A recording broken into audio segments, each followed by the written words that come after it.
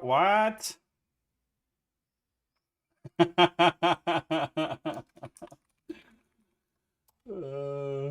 So Pod just every Silex out of context Silex game. That's the one of him getting punched in the face.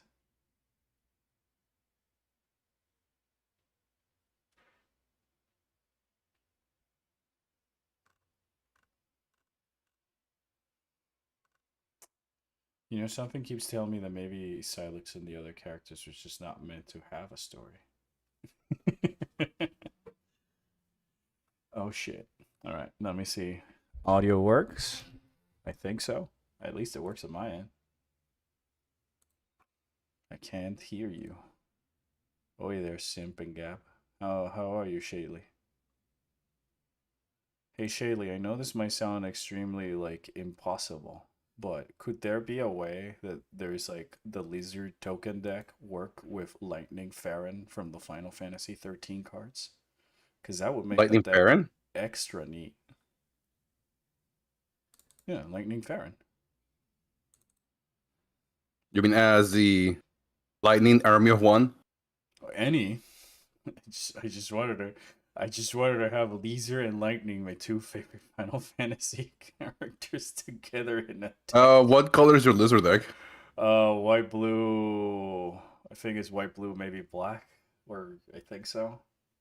Lightning is only white, red. Yeah, I know That's why I'm saying that. That's why I'm asking Shaitley, who's in the chat, and he knows way more about these cards than I do. If it'd be possible to make like an alternative edition similar to, because there's also the token deck that he made, but it's just Sith, so it's just Lizard and Sith. Sith, please. Apparently you are low on the stream. Am I low on the stream? Yeah, how's the volume looking in your end? It seems fine, but let me.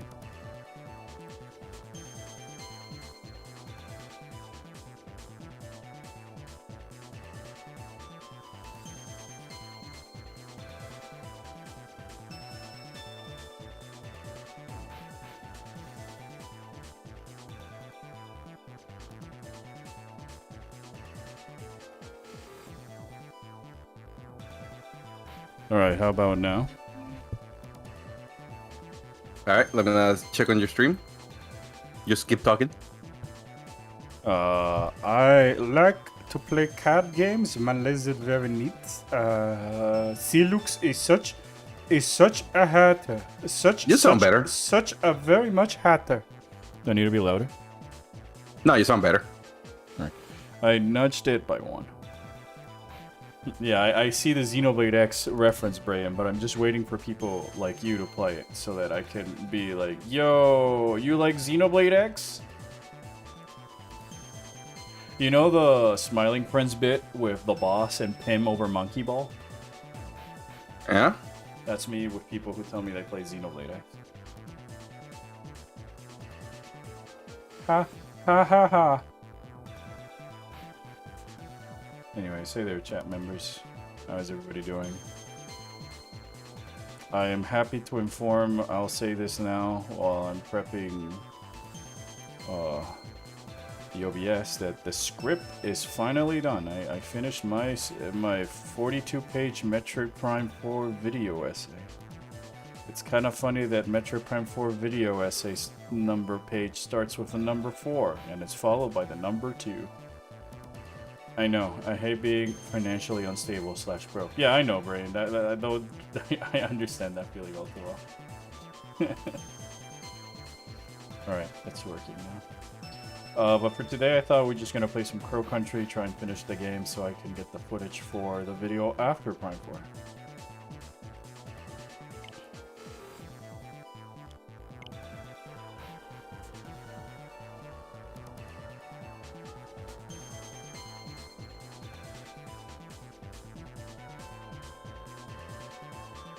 This is very spooky.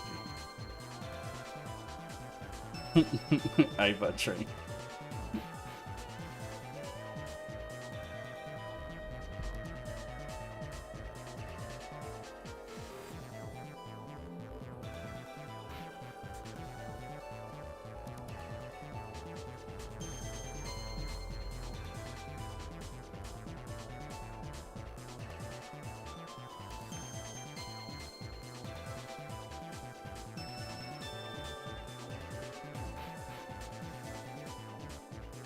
Alright, it's enough of the train.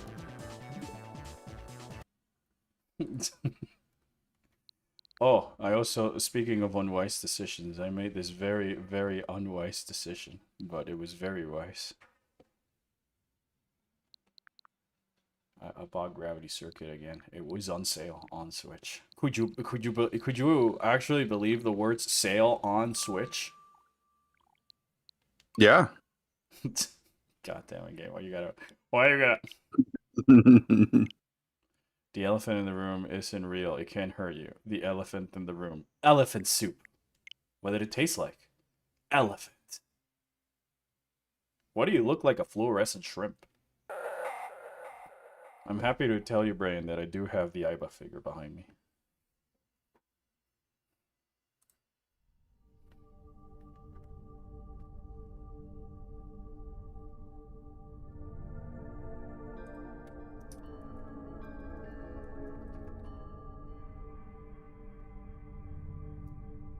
Hold up, I'm doing a bloodstock move.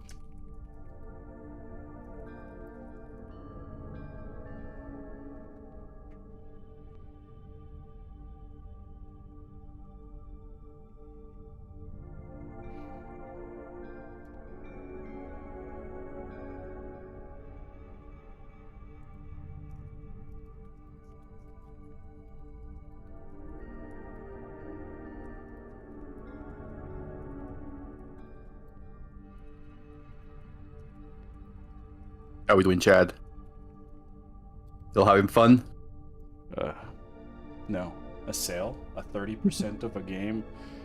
A 30% of a game on Nintendo's platform? What monstrosity is this? Such devastation. Heresy. Also, I want to give a shout out to Mom. It's my mom's birthday. Shout out, Mom. I was sending her another happy birthday message.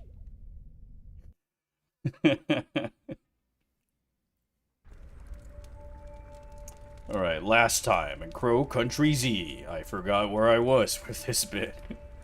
Oh my gosh, Mara looks worse for wear. Oh, there we go. You stole me all 2 redeems of Anthony and Celux? Oh shit. I knew I forgot something. I knew it. Ah, I forgot the streamer bot. It's a good thing Mewtwo ain't here. So, Brian, you know how Gabe took your GameCube? In the server, he took all of my neat posts and bookmarks. So he's definitely the villain and not my lizard. So we should all bully Gabe instead of my lizard. That's a stretch right there. If you ever hear one. Remember me? Remember me? And it's coming from whom? Mr. That's a stretch, and Metroid Dread was real. That's my one claim of fame. There you go, Brian.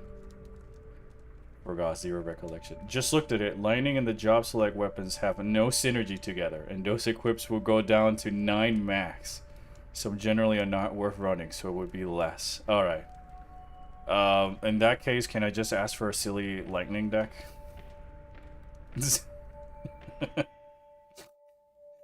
I should have known when I saw the, you know, when they were, when I was looking at the cards when they announced the set. But I feel like really the only Universes Beyond set that compels me to actually play is the Final Fantasy one. As in, not to play with Magic the Gathering, as in like a Magic the Gathering Universes Beyond set.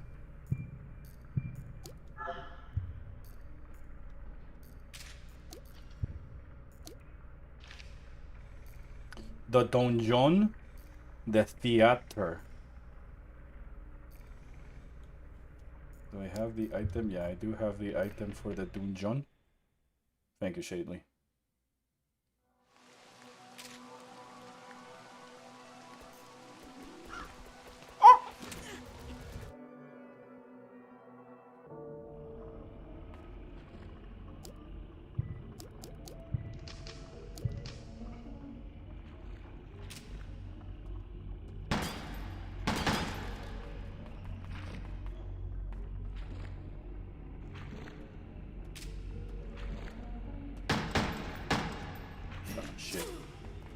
Trying to drop the thing on him.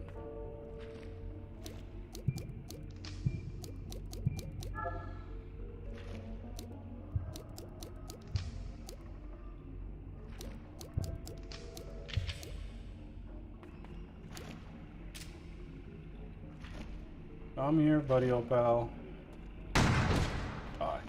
I like that the Mara just wields the shotgun with one hand. The data disk. So a doggy has 4 legs, 1 hand, 4 arms, and 2 eyes. Oh, 0? Yeah, 0 arms. What am I talking about? He's an 8-limbed freak now.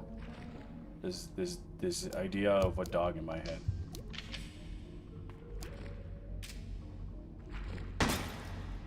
Some Umbrella T-Virus. Ashgar Behek experiment. The Big Bad Wolf, imprisoned for crimes against nature, 1810. Dog.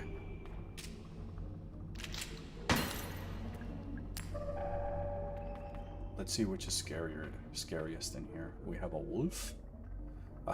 The Cyclops, the violent Cyclops, imprisoned for crimes against nature. Oh my gosh. A deceptive serpent imprisoned for crimes against nature. And the deadly mermaid imprisoned for crimes. Why are we quoting Elma? Not that I'm complaining, but my brain got stamped.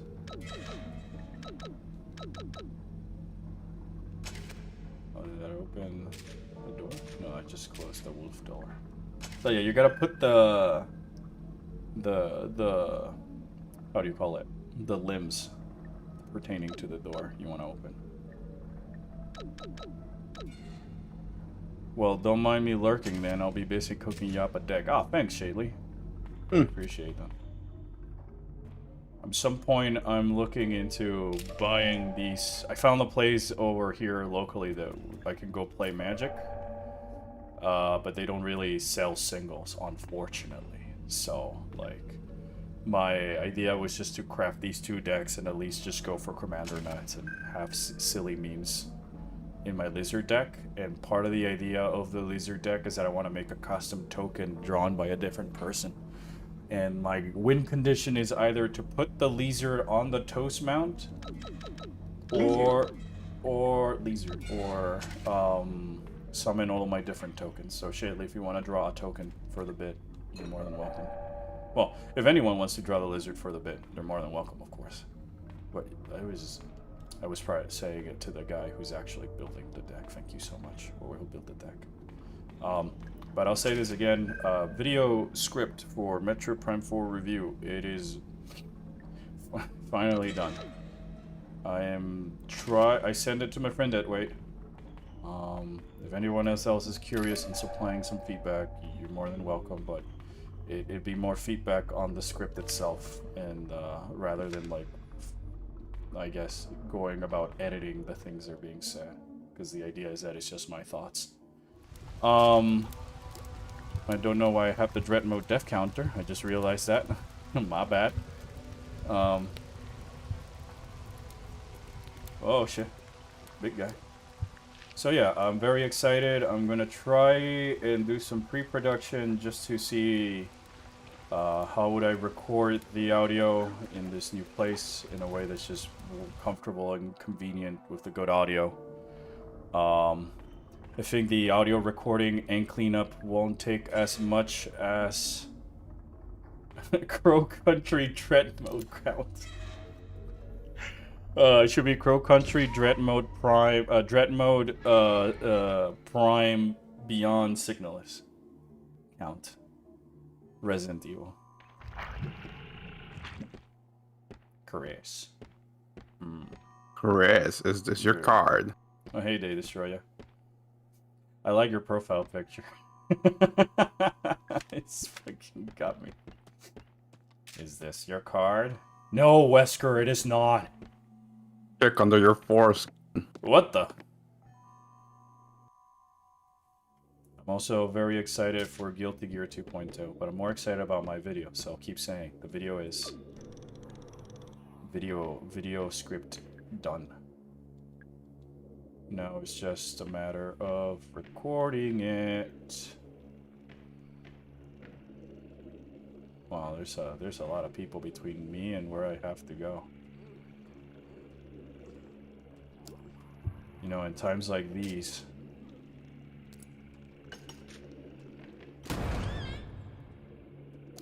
did I kill the baby? Ah, shit, I didn't mean to throw the other one. Oh well.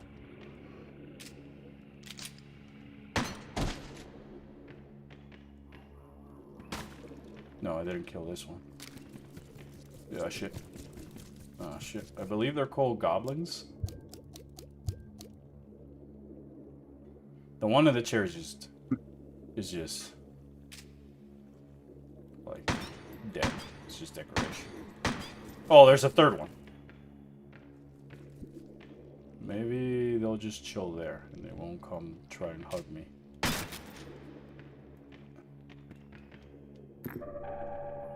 Yeah, before I forget myself in the kitchen, I hope you're not too annoyed of the reminder ping, Gab.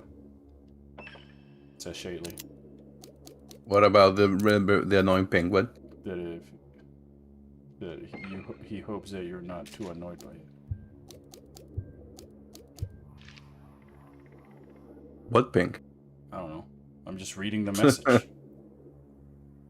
Is Skelly talking about the cards? Because I already modified the Eggman deck. I'm pretty sure it might be regarding the decks. All right, I already modified it. I already picked some of the cards that Skelly recommended. Oh, okay. So speaking of virus, I created a few ones this past weeks. You made a virus? Like a computer virus? Note to self, don't download things that Brain sends me then.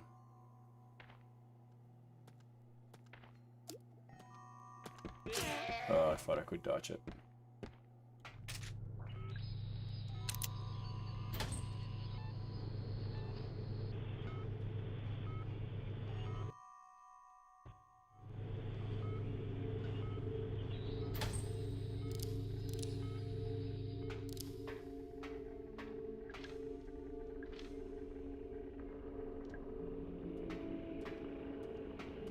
Wow, that guy's tall. Oh. There's so many. I am dead. You are dead. You died. Oh, it's a good thing I wasn't recording.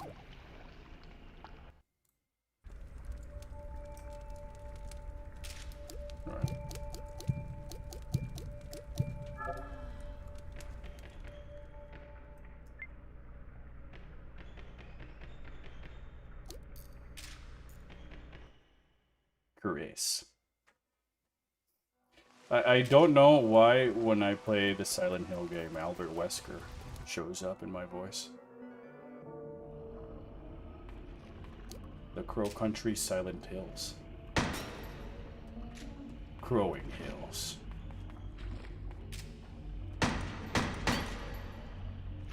Alright, I'll just shotgun this guy.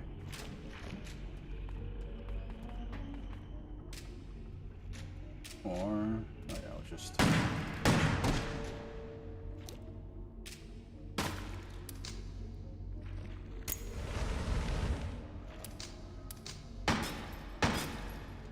there we go. Don't worry, I'll send the digital virus to your computer. It's actually a demon from Shin Megami Tensei! Pascal Dormath. Well, it's a good thing I can use the devil summoning system to just, like, make my party block it. Believe it's in the mermaid, so 2 arms, 1 head, 2 eyes. Hey! I'm gonna say the cards that Kelly told me to put might have made the Dr. Eggman a little bit too nasty. The Dr. Eggman was already too nasty, starting with the fact that it's Sonic Schlop. Second of all.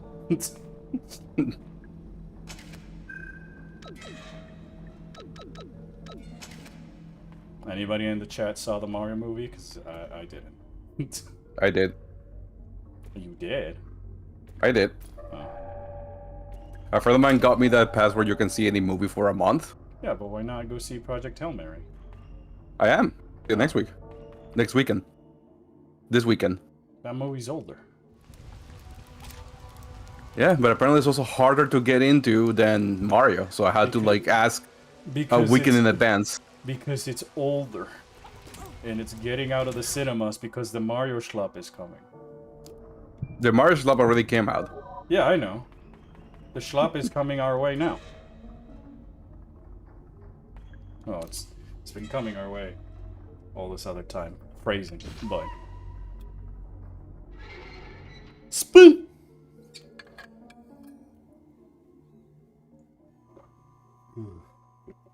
Oh gosh. So play Resident Evil 1 on DS legally. It looks... There's a Resi 1 DS version?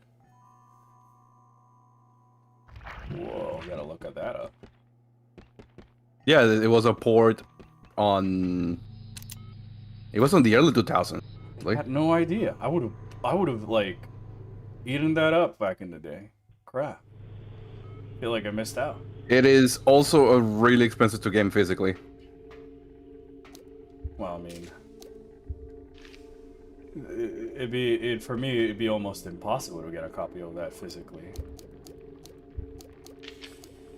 Just from a like logistics standpoint.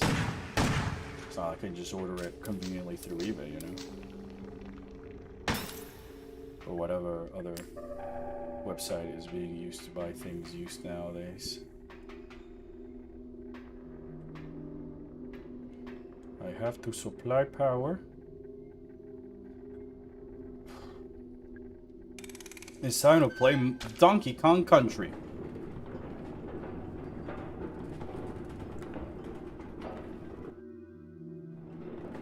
Yeah, I don't know why people were complaining about those minecart railing stages. That was easy.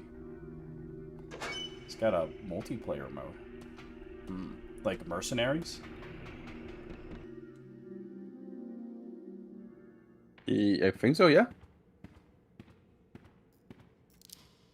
It's a pool table. Looks like the game got interrupted. My first boyfriend taught me how to play pool. He stopped wanting to play after I started winning. Ain't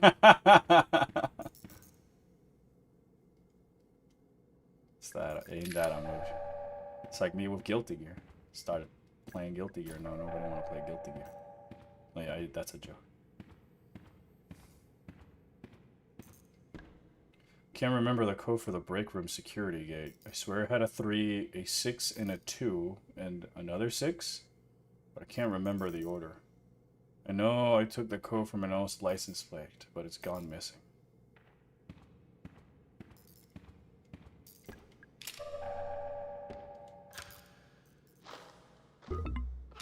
Soda can.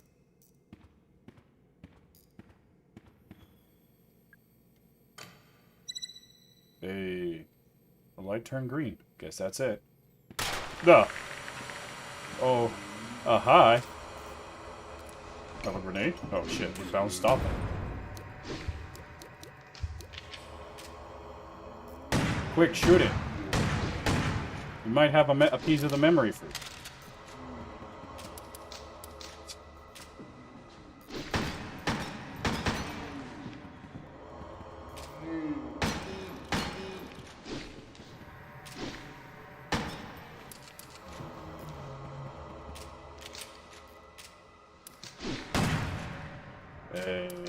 Dead.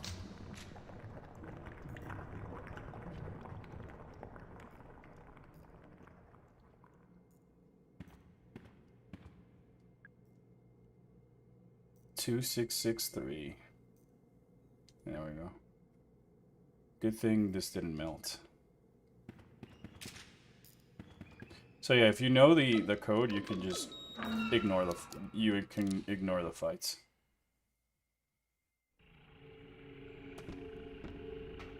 Alright, but that has certainly. Oh my goodness, that's a big guy.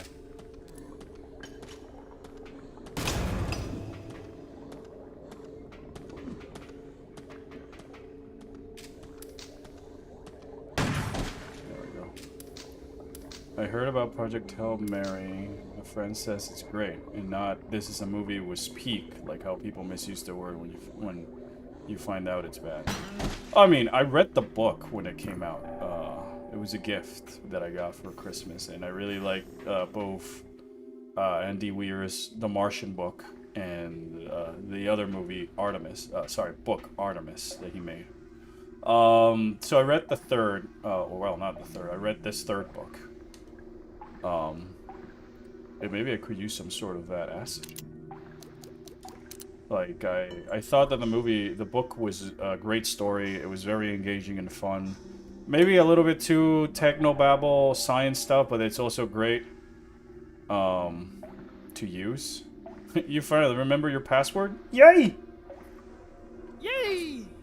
Turn it off. So, like, I knew when I was reading it that it would be, like, great for, like, a movie adaptation. And then when they actually announced the movie adaptation, I wasn't too surprised. I haven't seen it, but having read the book, there's a few things that I just think work better as, like, something that you're using your imagination to, well, imagine rather than seeing it on this TV screen. Like, your imagination's way more powerful. But my sister went inside, and she said that there's a lot of practical effects, including some, like, trippy space stuff that they just literally use mirrors and lens flares and stuff to simulate, and I saw the behind the scenes of that, and it looked pretty cool, so I'm mostly excited for that aspect, and seeing my guy Ryan Gosling play the movie is also great. I really like him as an actor. Oh my gosh, it's the bike. It's the bike. Yeah, from Harrison Ford, I mean James. Harrison, what are you doing? It's not safe down here, you know? Yeah, no, I know. I got chased by some kind of creature, I think. Did it touch you? Did it? No, I got away, just about. I ran in here to get out of the way. You know. Alright, good idea. And there's this big gas vent. I thought, okay, maybe I can be of use. Maybe I can turn this off. Yeah, how's that going? Bad. I don't know how to do it. I tried it, but it's complicated. I don't get it. Hey, it's okay. I'm sure you can do it. I'll help you out, okay? I finally ran into Natalie. Oh, you did? How did that go? Weird. She was acting weird. I think she might be ill. She didn't seem to want to talk to me. Oh? You told me I should just go home. Harrison, sorry, but she's right. You should. You're not going to tell me what's going on, are you? Ideally, no. Mara, I'm concerned for your safety. Don't be.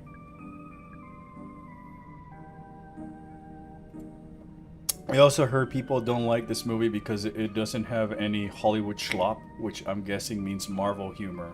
It's getting canceled for being a genuinely good movie. What? Yeah, because people keep, watching the Mario movies and the Sonic movies and the schlop movies, and they want more of that. That when somebody makes a movie that's not like that, like, I guess it exacerbates to this, which I just find extremely silly. Like, you can still go watch the other movies and enjoy them, but not. I'm planning on watching because Ryan Gosling, my man. Yeah, I really love Ryan Gosling as an actor. I mean, okay, I really like Ryan Gosling. I think that should be the end sentence. I think we had to add the numbers. Manual override. Doesn't seem the lever wants to move. Total gas pressure must be at exactly 50 for successful manual override. Alright. It's time to do math. Oh boy. Well, I got 14 and this. 16, which is 30. Plus 15 is 45. Congrats on finishing the script. Oh, thanks, Australia. It really means a lot. It's been kind of eating at the back of my mind how long it just took and how much of it there is in the video. But I felt that, like, it's the way that I can get all of the major thoughts I have with the game as criticism and critique and video, both negatives and positives, out, and then that way if I do something else related on the video, it'll be like the usual, well, here's the lore and whatever, you know. But thank you. It's gonna have a lot of memes, and a lot of the jokes that we've talked about will be in there. I have the opening of the video, or as of now, the idea is that Albert the Chibi-Me has been stuck in the cryopods within the Orpheon, and that's why I haven't made a video.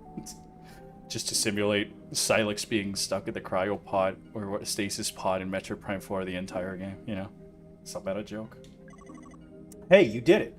Yep. You're pretty smart, huh? Sure am. And so modest. We should leave. Good idea. Are you going to come with me? Not yet, sorry. Bye, Harrison. One of my projects ever gets a movie adaptation needs Ryan Gosling. Actually, I need a character for Ryan Gosling to play as, because he's cool. I like Ryan Gosling despite not seeing all of his movies appearances. Ryan Gosling.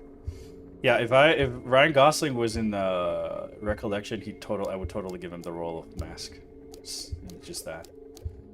I thought about Prime 4, like that one thing called the game. The more that transpired where I completely forgot on Metroid Prime 4, the happier I was. I don't blame you for taking this long to wrap up the script. Like the one thing called the game.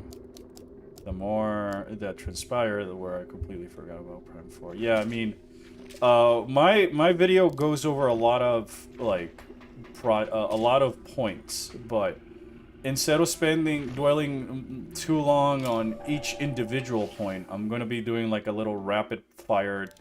Here's the thing, I think this is good, I think this is bad, type of stuff per point.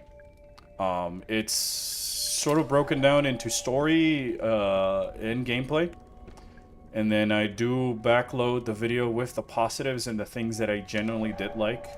It's just funny that a lot of the things I like would be things that people would consider like nothing burgers, but to me it's like the heart and spirit of the Metroid with like the mobilities and stuff. If you've been told you lost the game, you might know what I mean. I've seen that phrase, but I've also like read it in so many different contexts or sort of like that. It's like I was reading Piers Brown's Red Rising series, and they also even use that, and to an extent. You were secretly aiming for the half anniversary. Maybe. Staring into the flames, it feels something. It's a curious mixture of hope and dread. Everything will be okay, and maybe it won't. Yeah, I guess you could say that, Mewtwo. But I do generally hope that the wait would have been worth it. That's like the biggest fear in the back of my mind, I guess. going back to making these videos and stuff like that. It's like, well, you know, the algorithm gods have forsaken me already. That's the least of my issues, but that like the people who actually still tune in and watch, they still find it funny and enjoyable and whatever. Because if not, then what's the point? I'll give you a teaser when I have a teaser to show, but I just finished the script. The script is just mostly me saying the points of my video, and then a lot of the animated gags and stuff like that are not really written down into the script, so that way I can just intersplice them wherever I think they might work better for the Prime 4 review video, instead of just trying to like, oh, I wrote this in the script and now I have to do it. 2 seconds? There's no seconds of it made, though. I can only show you the shitposts I already showed you, but I can show you the shitposts again. They're going to be used as sort of like point transitions. Alright, that's a regular-ass silly dude. This is the Edward Crow office. Oh my gosh, lore. It's Tolman and Marv. So this is context. This is the guy who was helping Mr. Crow make a fake mining operation in Brazil, and this is the guy helping him with the excavation, and they've been talking about these routes with days of the week as names. So I'm waiting patiently for how you will use the Gordon Ramsay clip. Which Gordon Ramsay clip? There's so many clips from Ramsay I could use. Mr. Trumbull, what are you doing down here? Hey kiddo, what's shaking? Still looking for Edward Crow. Ah, ain't we all, ain't we all. Are you looking for him?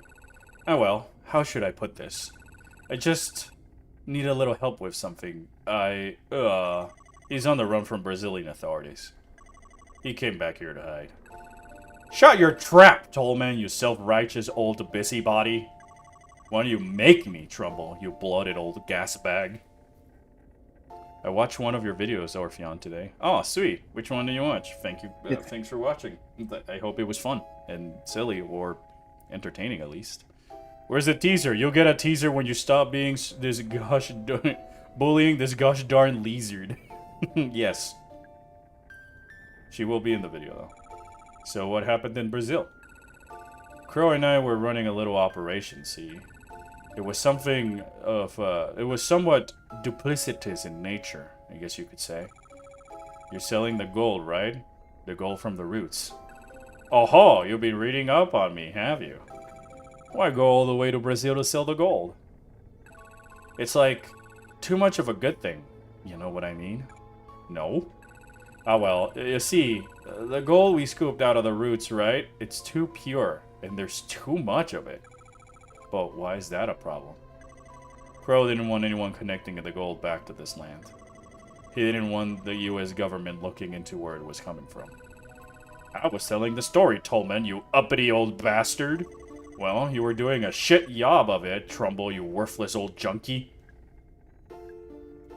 So at least before you got in trouble, you must have been making a lot of money, you and Crow? Hey, you could say that. And then why come back here at all? Why not just go live on a desert island or something? They went and seized my assets, didn't they? All of it. It's all frozen unless I show my face in court. Answer all their lovely questions.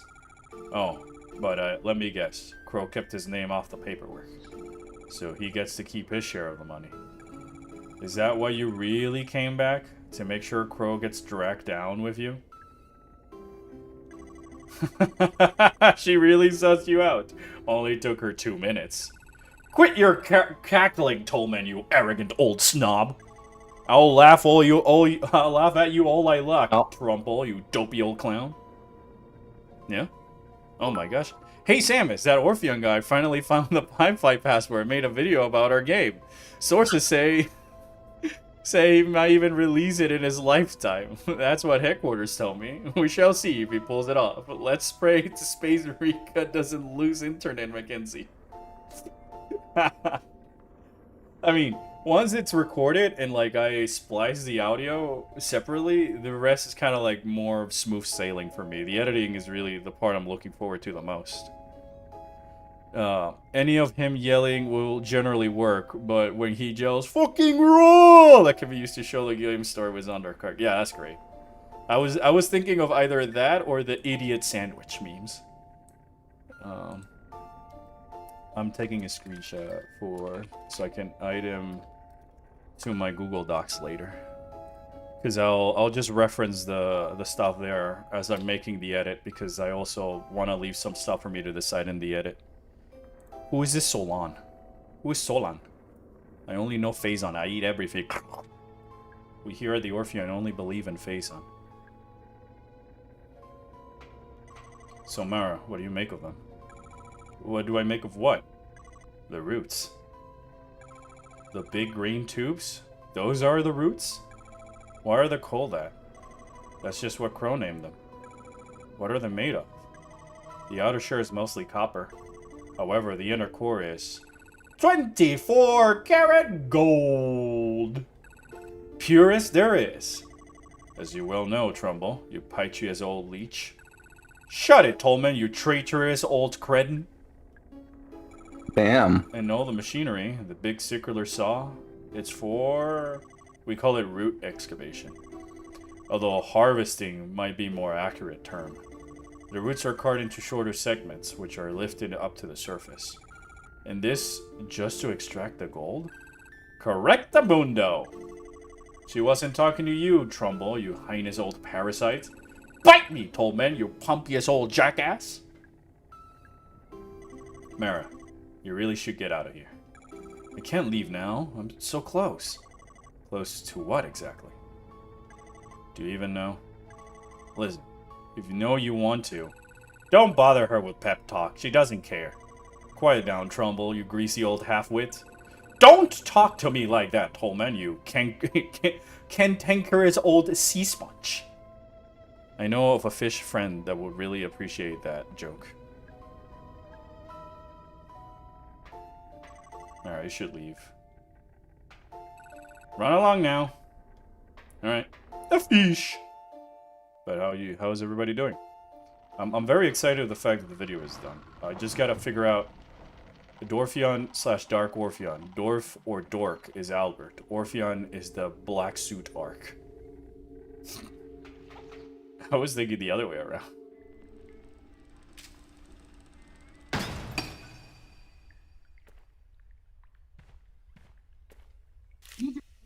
Hey, did you get my rock shipment? Why didn't you rock answer shipment? the phone? What's going on there? Rock. Rock. The rock is cooking. Got a vanilla Coke and chilling. I've never tried vanilla Coke. I'm not, then again, I'm not too much of like a soda guy, so like I don't really go out of my way to like look for conch or anything of that manner. Oh shit. Oh shit, that's a big guy. Oh shit, that's a deadly guy.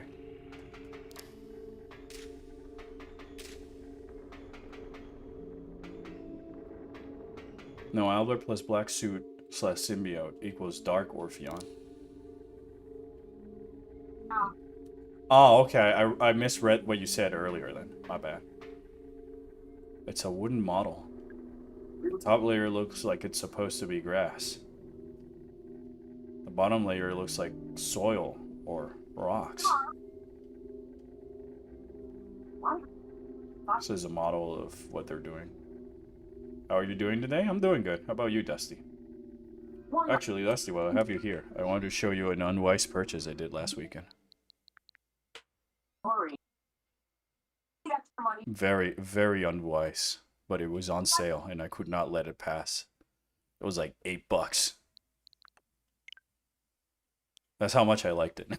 let that be the sign of how much I liked that game. I want it on my portable indie machine. Have you ever played Another Bound? If so, what are your thoughts? Another Bound? What do you mean by Another Bound?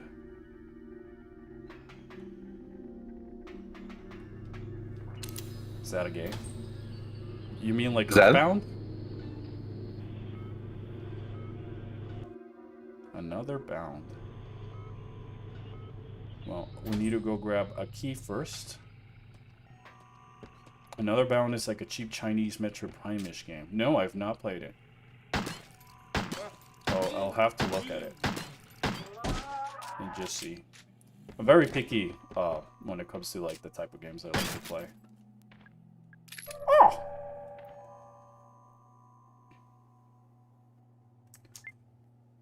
Thank you. Oh! Stop stinging me, chat. I've been spending too much time in the indoor sections of the park, so I don't hear the calls anymore. Samus, while we were in Viros, I found a tablet that I started deciphering while you were busy exploring. Took me a while, but I think I made some progress. Turns out, Solon wasn't the only deity in the planetary system. The tablet speaks of another ancient one called Nocticate. Oh, praise Nocticate. Hold up a minute, I need to praise Nocticate. Right, Gabe? That's what you get. You guys, my guy's been like on the Pokemon Infinite Fusion stream. He's doing his own Nuzlocke, which have not been too kind to him. And I keep telling him that the reason they're not being kind to him is because he keeps dying, like I just did. The timing for that one. The timing. The karmatic timing was too fucking funny. Yeah, let me talk shit about my friend real quick. Man, I was trying to talk shit while I'll giving you the exposure of your streams. But yeah, talking shit nonetheless. Well, I didn't die too Dude, far. I even went super fucking like precise and trying to like get as the best possible team, and I lose to a Torkoal because I couldn't get a special attacker. How did I die? I'll show you. Nocticate blesses and curses. Well, he only curses if you don't fully believe in him. You see, we were doing in my playthrough, Mewtwo. He gave me Sabzor early on because our mighty Hutata saw. I how had a much we baby believed in him. Sabzor in one of my runs. Yeah, but you then went with Praise Helix. I played it many years ago. The Psycho Beam you can control in Prime 4 reminded me of the guided missiles from Another Bound. It's a good enough game. They remind me of the remote control Batarangs from Batman Arkham games. I'm looking up the game since I died, and I'm back here. Another Bound. When did this come out?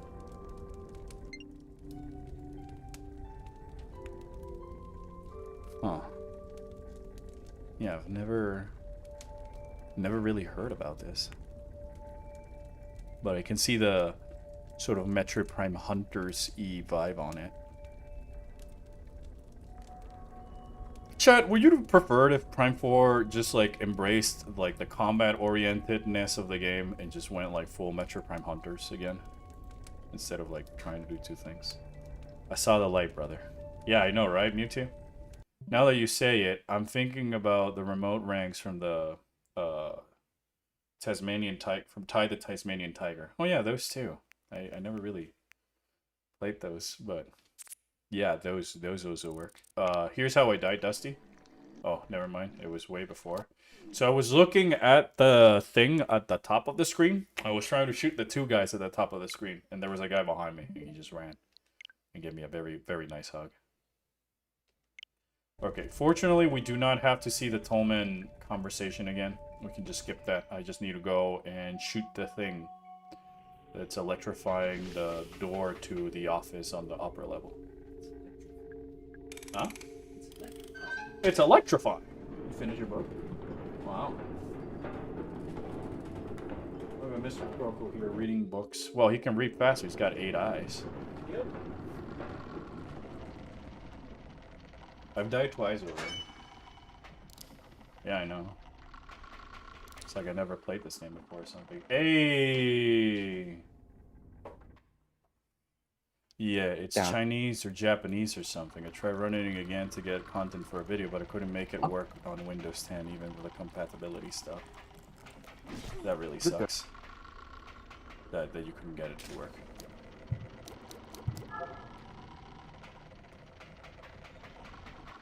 It would have been cool if it was like Metroid Prime Hunters 2 instead of whatever that was. Well, Another Bound does look similar to Metroid Prime. I have the concept of Prime Hunters 2. I'll talk about the full concept later. Yeah, I mean, I feel like I felt that like the problem, which is what I try to say the most in Beyond, is that it tried like to go to two lanes. On the one hand, it was trying too much to be like the other Metroid Prime games, but I don't really like feel that it achieved the same because of the way it handled the Metroidvania aspects and the lack of platforming or any other meaningful ways of traversing the environment. And then I also, you know, was saying that like it doesn't add the enemy variety or mobility options or maps to make it for an interesting shooter style campaign. So like the main advantage it has over other shooters that come out that play similar to it. It's just that there's the other games are not on the Nintendo Switch 2 Entertainment Home System. So it doesn't have to fight with like Titanfall or Halo. Maybe that's why Nintendo hasn't put Halo on the Switch. The enemy variety was awful. Yeah, the enemy variety is what really killed me, that I don't know why they would just like... Alright, so like recycle the space pirates, because like, in terms of the story, right? You know, all the Federation wreckage and the Federation guys and all this other stuff that was transported from Tanamar. But where are the space pirate things? You know, they were getting, like, massively invaded beforehand. There was troops on the floor and stuff like that. It's like a planetary-sized scaled invasion, or at least, like, the entire region, you know? As far as you can look, there's space pirates raining down to attack Tanamar. So, like, how come none of those are, like, in Viros? And, like, I even suggested in my video that you could have had them, like, occupying Flarepool. So that that's where they're trying to harness the green energy, and Silex is remotely operating the things and whatever you might want to have it. Because like if you brought the space pirates and you kept them in the game, just even if they're like the ones in the intro, there's more enemy variety that would help even make the Grievers and the Cybots seem much more dangerous, because those guys, which I did compliment in the video, have so many moves. I feel like if you had put the Grievers or Cybots in any other Metroid Prime game, they would have, like, stood out as arguably the best thing in the best enemy in those games. But in here, they're just the only enemies. Nintendo, we have Halo at home. Yeah, but the thing is that they had Hunters, and Hunters was even, like, cooler. Not, like, necessarily cooler than Halo, but, like... it was its own thing. And it was different, and it was unique, and it wouldn't compete with like Splatoon and stuff like that. So big, yet so empty and repetitive. Like, really like your no puede ser moments on stream. Yeah, that's just how I felt, man. Like... You know, chat, I have an idea for an experiment that we could be doing right now, if anyone is interested to. I was talking with someone about Metroid Prime 4. I was getting more thoughts for my video. And they said that they preferred Soul Valley over Magmar Carvens because A, it was shorter, and B, was much more simple. So I kind of wanted to load up both games and try and make my way through one area and then the other. And just see for real which one takes the most amount of time, and then maybe add that into the script just as like a point. Because like there's nothing to do. I killed the lady so I can steal her keys. I like Magmore's theme. Yeah, I like Magmore's theme and its platforming and the variety of enemies you see, and that you can drop stalactites on the Magmores and like crush them, and the little fungus guys that hide on the lava, and turning into the Morphle to avoid the Triclops, and gathering all these items along the way. Versus the Silence of the Desert, but that's what they told me. I mean, what they told you. That's what I was told. At least Magmore had music playing. I know. I know I'm in that side. I'm just... my point was more, do you think it really takes much more longer to cross Soul Valley, like, say, from the mines to Fury Green, than traversing Magmore Carvens, which is sort of that game's equivalent to Soul Valley? Because even the Temple Grounds, which is the equivalent of that, in the closest equivalent, in my opinion, Temple Grounds is really just like a hop map. Doesn't take nearly as long. We can go into Edward Crow's office, where we thought he was in.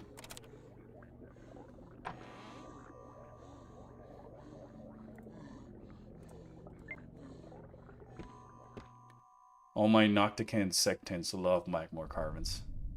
Should we just play Metroid Prime, chat?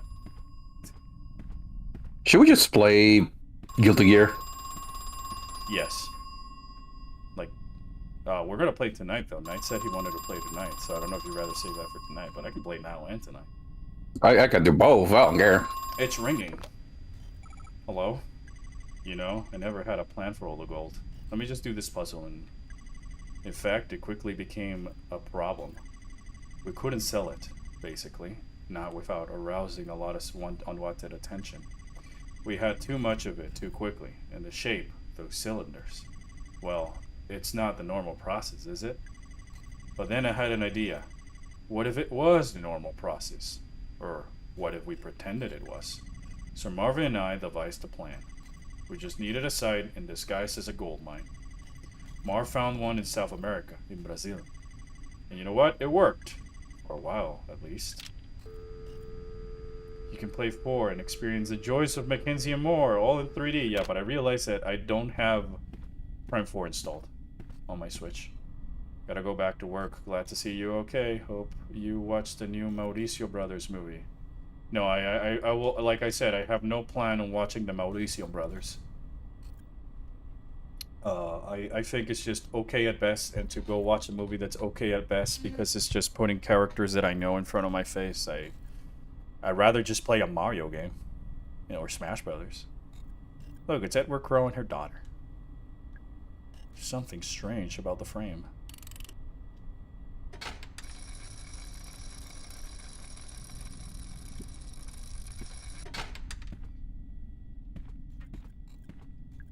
She's quite beautiful.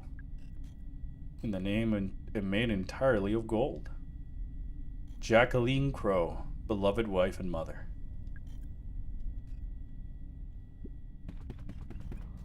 Glad how this game is just telling you all the lore without, like, really not telling you anything about it directly, you know? And it's so out of order that you gotta piece it together. It almost like it respects that you might have a brain. It's squirming back and forth. Is it alive? Diary of Edward Crow, age 10 and a half. Saturday. I'm excited. Tomorrow, Father and I are going to camping in the Condor country over the river. Father says it's just a nickname, as there's no condors in Georgia. I am looking forward to the trip nonetheless. I love being outdoors at night. Sunday. Father and I found something strange while camping, a green shiny thing sticking out of the ground. It is wriggling back and forth. It's like a bug, but Father says it's not a bug, as it's made of metal. Monday. We found a second wriggling metal thing a couple of 100 feet south of the first one. Father wanted to know what it was made of. He cut off the tip with his camping knife. Inside is a different metal. Camping knife. Huh? That sounds dangerous. Camping knife. Yeah, and he just cut metal with a camping knife. Tuesday, 2 more shiny things, 4 in total. Father says there may be more. Wednesday, Father bought Condor Country, as well as a couple of acres on either side. He said we could rename it if we wish.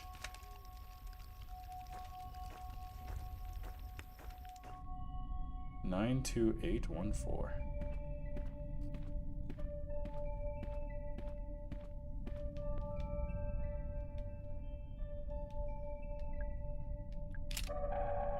Oh! I don't really have interest in watching the new Mario movie either.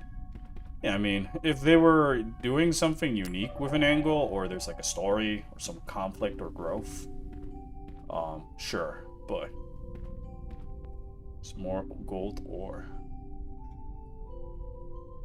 Oh my gosh. Hi, Natalie. How are you feeling? You okay? Alright. Not great. Yeah, me neither. Is this your mother?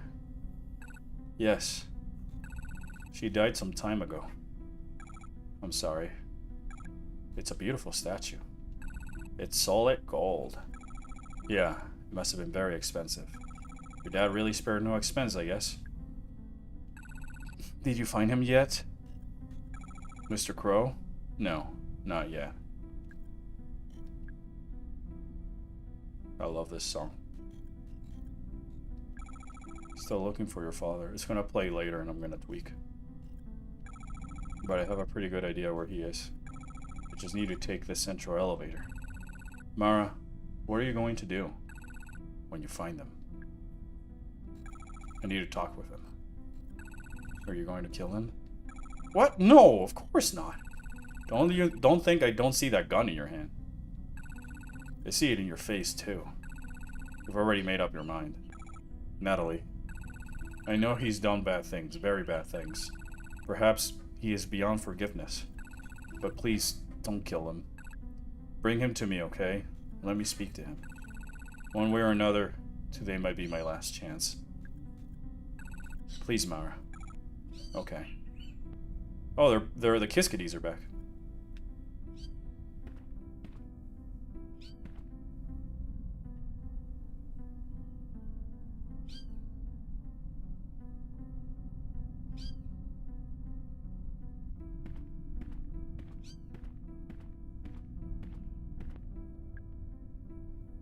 In recognition of the completion of the prescribed course of study, Edward L. Crow has been admitted to a degree of biochemistry. Oh shit. That's the most legendary toe stubbing I've seen, man. When it passed the inspection, they figured out that the ore is homemade. The Brazilian authorities want to know where the gold is really coming from. This is getting too dangerous. I'm coming back to Georgia. I was a little interested in the movie because it got war from Mario 2, but it's all for member berries. I know it.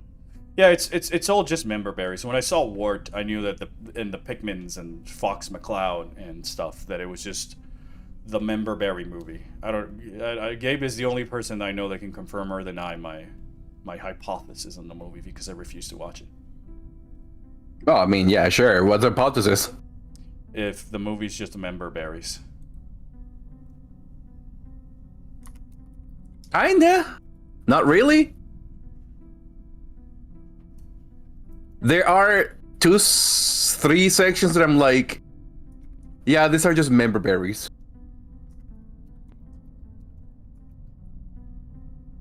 Just not in puddle or spindle. Like, I can tell you if Chad doesn't mind spoilers or if they don't give a shit anyway.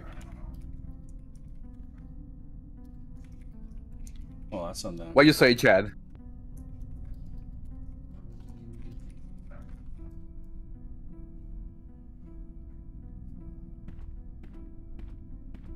It's a shame Brian.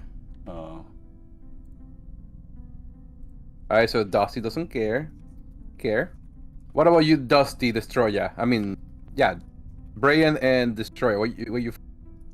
You'll care spoilers? Hold up, there's some lore here.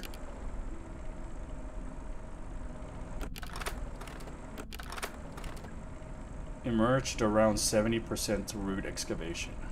The form is bipedal, but other similarities to human body are quickly disappearing. In terms of anatomy, each specimen is vastly different from the next. Alright, so you pretty much have the go-ahead from chat. So, Puddle. Emerge at around 80% root excavation. I pray this is my final entry, for I cannot imagine how anything beyond this point would be capable of emergence. Oh. The puddles experience widespread cell necrosis. They are quite literally melting. Guessed. Emerge at around 50% root excavation. It varies from specimen to specimen, but they largely retain human-like appearance. Most distressing, they're capable of limited non-verbal form of vocalization. I'm also just taking the opportunity to write the numbers so I can then do the puzzle while Gabe explains the Mario movie. For us. 1739. Emerge at around 55% root excavation. Despite their small stature, I have concluded that they are not infants, On the contrary, they may be a senior variant of the guests, their advanced age causing a weaker genetic makeup, which has diminished their anatomy upon emergence. Sprindle. Emerge at around 60% root excavation. Much of their muscle and fat is missing, but the bones have become elongated. However, the bone mass is spread more thinly, and consequently, the bones are brittle. Additionally, without sufficient flesh as cushioning, their joints are weak.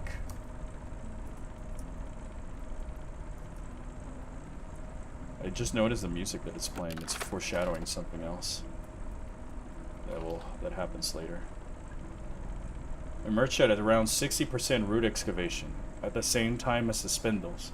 Here, the opposite phenomenon can be observed, as the lumbers are stiff and stout with excessive muscle and fat.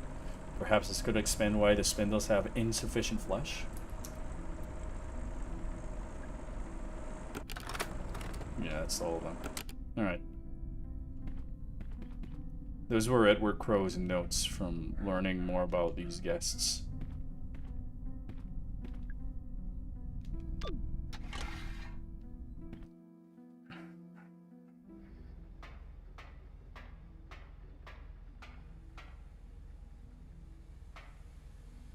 It's a monitor. It's a video feed from a security camera. Wait a second, that's my car. Looks like Arthur's still inside. Arthur, can you hear me? Mara, is that you? I can't see you. I can't hear you. I'm in a control room. Control room? Is it cool? Yeah, it's really cool. I'm so jealous. You gotta go on a real adventure. Arthur, how are you feeling? Not great. Just stay there, okay? Mara, are you coming back? We're going to leave. Yeah, sure. I'll be back soon. Okay, good. It's a video feed from a security camera, showing something on the screen. It's moving.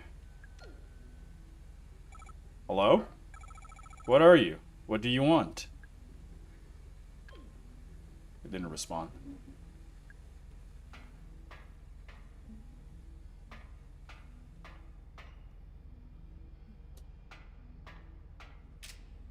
Oh yeah, shit. So yeah, there was a few moments where like, okay, I know what that is. I mean, you saw a trailer. No, there's a section from Odyssey. I guess. I haven't even But I haven't even seen the trailer. Like I Well- saw absolutely nothing about the movie. Well, the movie starts with the same Oh, way Galaxy starts. Sorry. That's a mustard. But yeah, the same way Super Mario Galaxy starts, how the Mario movie starts. So it is Rosalina where Rosalina tells the story of like the Star Princesses to the Lumas. But then Baby Bowser attacks and kidnaps Princess Rosalina.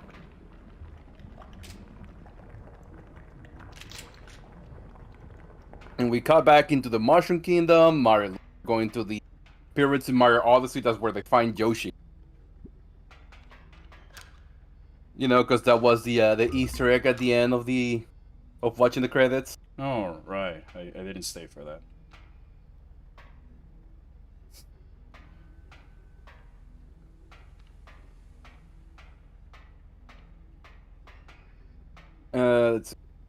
So, but like, what is like the trying to find the way to describe, like, how would you describe the movie? Like, because it's like from How do I describe it? it seems like just remember the Mario Galaxy game story, but it's sort of like No, so the movie, like it only uses like the introduction to Mario Galaxy, like in the game, but after that, it's a whole different shit show. Like the movie's Baby Bowser trying to create a planet to destroy the universe because that was a dream that Bowser was telling him when he was a kid. And he just made that dream a reality. He just needed the power of Rosalina to power the cannon. That's why he kidnapped Rosalina. so it's Mario Sunshine. Except that instead of getting the power from a creepy old man in a lab coat, you got it from a waifu. Yep. So it's member berry. He does have the well, in Mario Sunshine it was just Bowser kidnapping Peach. No, it was Baby Bowser kidnapping Peach because Mama Peach. Yeah. Oh yeah, that's right. And he got Mama magical Peach. powers to make his dreams come true through the paintbrush that EGOT gives him. Yep. He does get the paint, but we don't know from where he got it. He just has it. Dr. EGOT has been retconned out of the Mario universe because he's not cute enough. It's not marketable. Let's see. There are a few sections where it's like more of a memory berry than anything. They get a fight with Baby Bowser at some point in space, and they crash land on the dinosaur planet from Odyssey, and they have the T-Rex chasing them. So that's a member berry moment. Yeah, I mean, like, what does Wart do in the movie?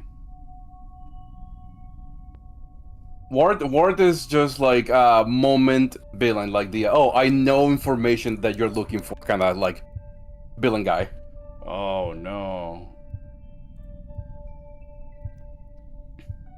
Oh, Abad.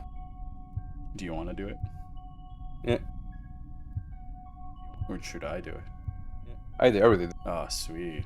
But yeah, so Wart is there as the temporary guy that knows information that Peach is looking for to where Rosalina is. And they do this fight on the casino. Gosh. First Toad's And work, then- no, you got. Does Nintendo have a thing against old people now? Yeah, they'll soon replace Samus because she's like 78.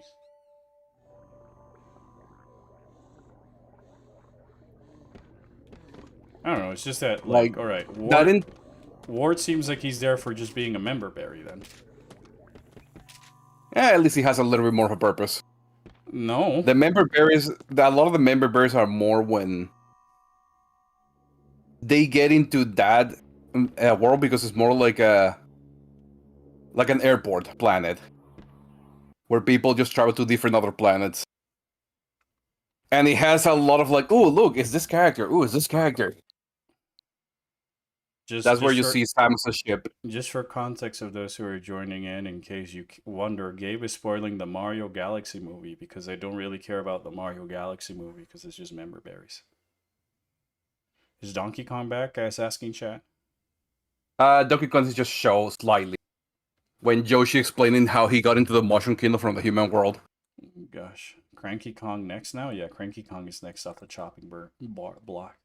Wart shouldn't be there unless the characters are in the dream world of Subcon. Yeah, that's what I'm saying. He's a member berry.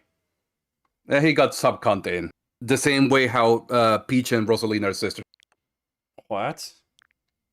Yeah. Oh, sorry. Gabe, I asked for the movie and not like a DeviantNet fanfic. Well, they're sisters now. Fox is there. Why is Fox there?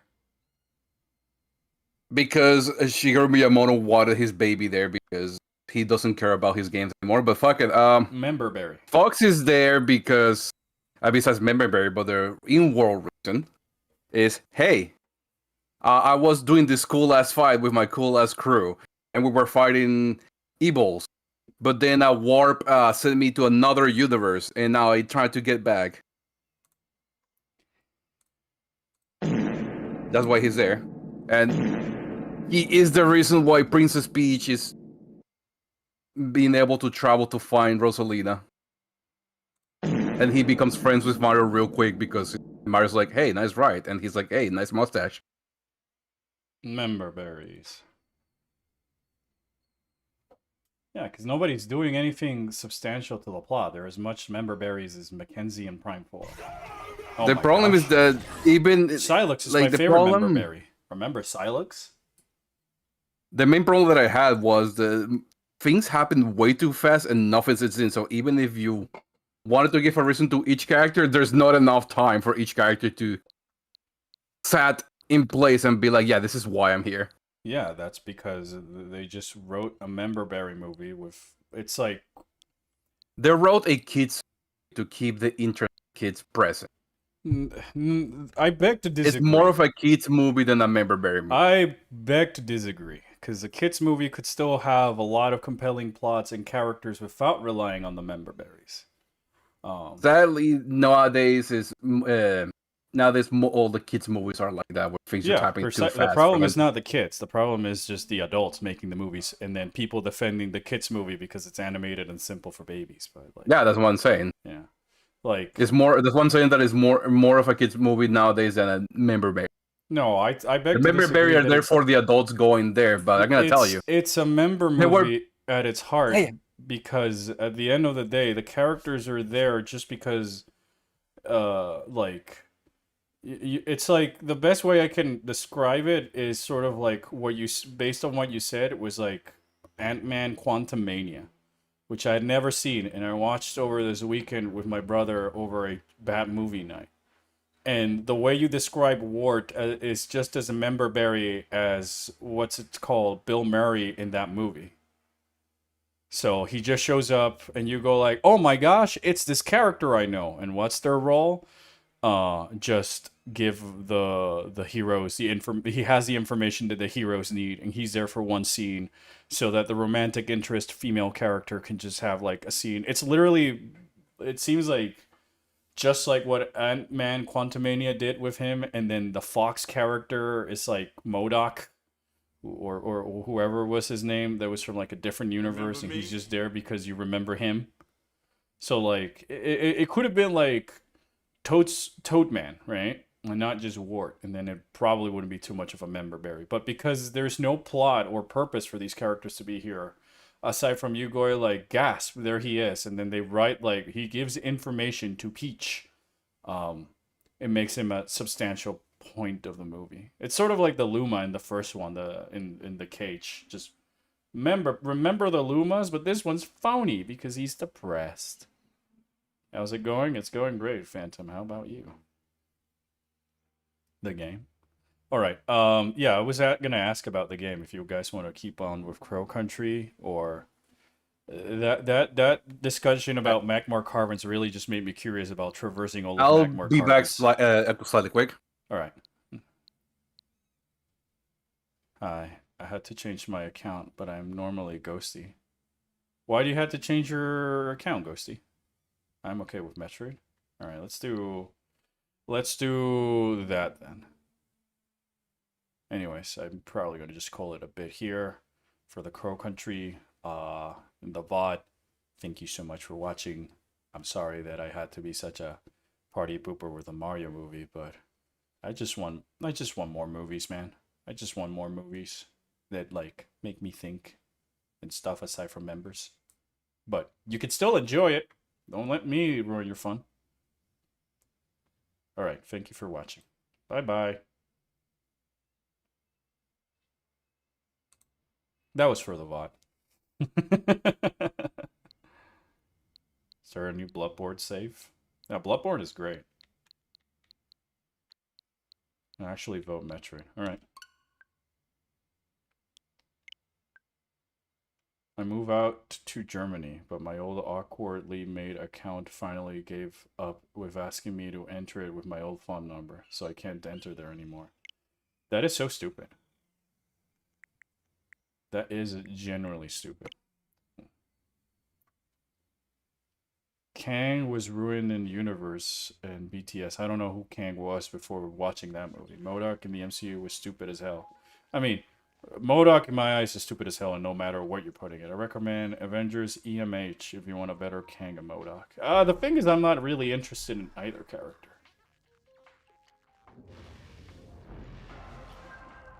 That's my main issue. Purple Lady and Neil Nail? Huh. Alright. Probably already have a Purple Lady Neil Nail with Liesel and Leezer around here. Oh, will you look at that? It's Purple Lady Neil Nail.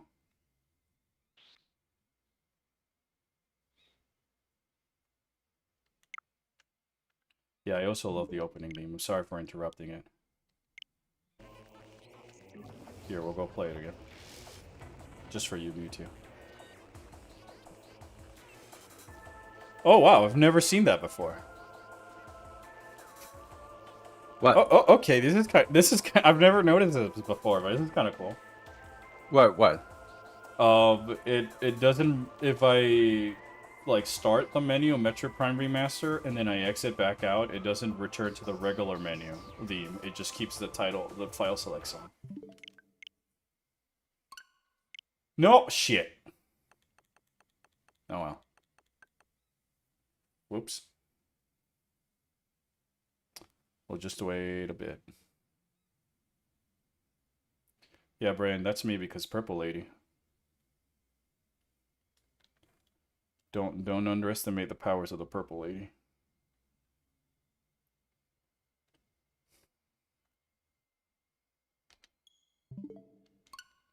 There we go. I almost loaded the game with the Purple Lady.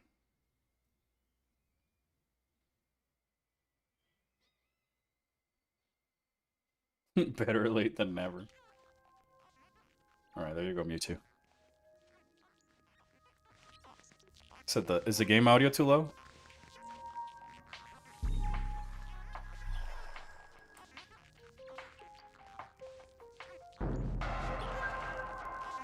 I don't know.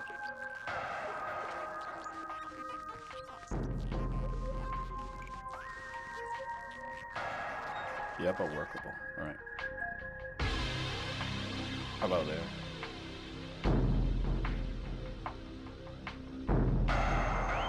Wait, I know. Hold up. Oh no, that's at the max. It's too loud now. How about here?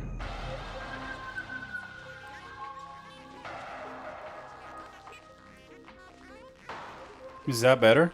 Because, like, I seem to be, like, whatever, like, leveling checking system for the audio levels that I use doesn't really translate one-to-one to the stream, so I gotta look into that. Might be also, it's probably just more of my setup type of thing, because I know I have a lot of audio going through a lot of different channels and a lot of different sources.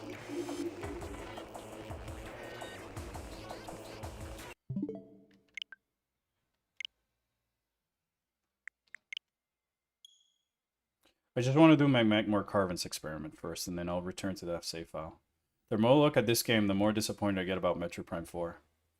For me, Dusty, the reason I feel like that is because this game was the game that made me a fan of Metroid in the first place. Like, I was of the, I guess, the crowd of people whose first Metroid game was Prime on the GameCube.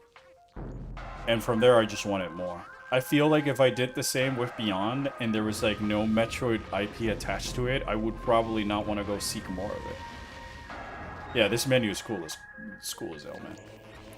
For stream is great. For listening to the music, for a bit is low. You're good. Yeah, I mean, I'm aiming for more of a stream because like who hasn't been here before.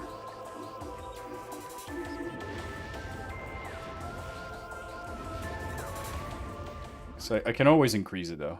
This game is the game that made Albert into the Orpheon. No, yeah, for no cap. I moved out when we were like 10. We moved to countries, and we had moved 2 days to like a new country back in 2002 near the holidays. Overworld. And you know, Dad wanted to go get me like a gift for Crimbus and whatever. So I went with him to the mall. 2 days later, I had to go and have my appendix removed. It was heck. Appendicitis sucked. No, Chad, it's the legacy suit. It's everybody's favorite. So yeah, like this was the game that made me a fan because of the platforming, because of the level design, the storytelling, and all those other things I keep harping on about in my videos.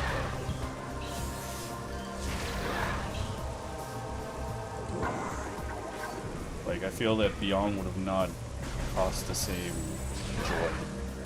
Because, like, this that I'm doing right now, this silly thing to just reach a different door, is, I think a lot of people take it for granted. Just, I am doing platforming on the level design that's not in the intended hallway over here, and even this intended hallway has, like, you gotta jump over there. And it's just, like, making me take part more of the environment, therefore it feels more alive, versus the other one that's just old pretty set dressing. It looks pretty, but I can't play with it pretty.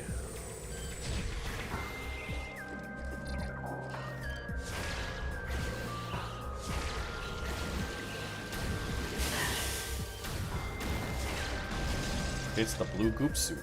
Yeah, ironically, it makes it black and red instead of blue. That thing didn't have the budget after 2 areas and beyond.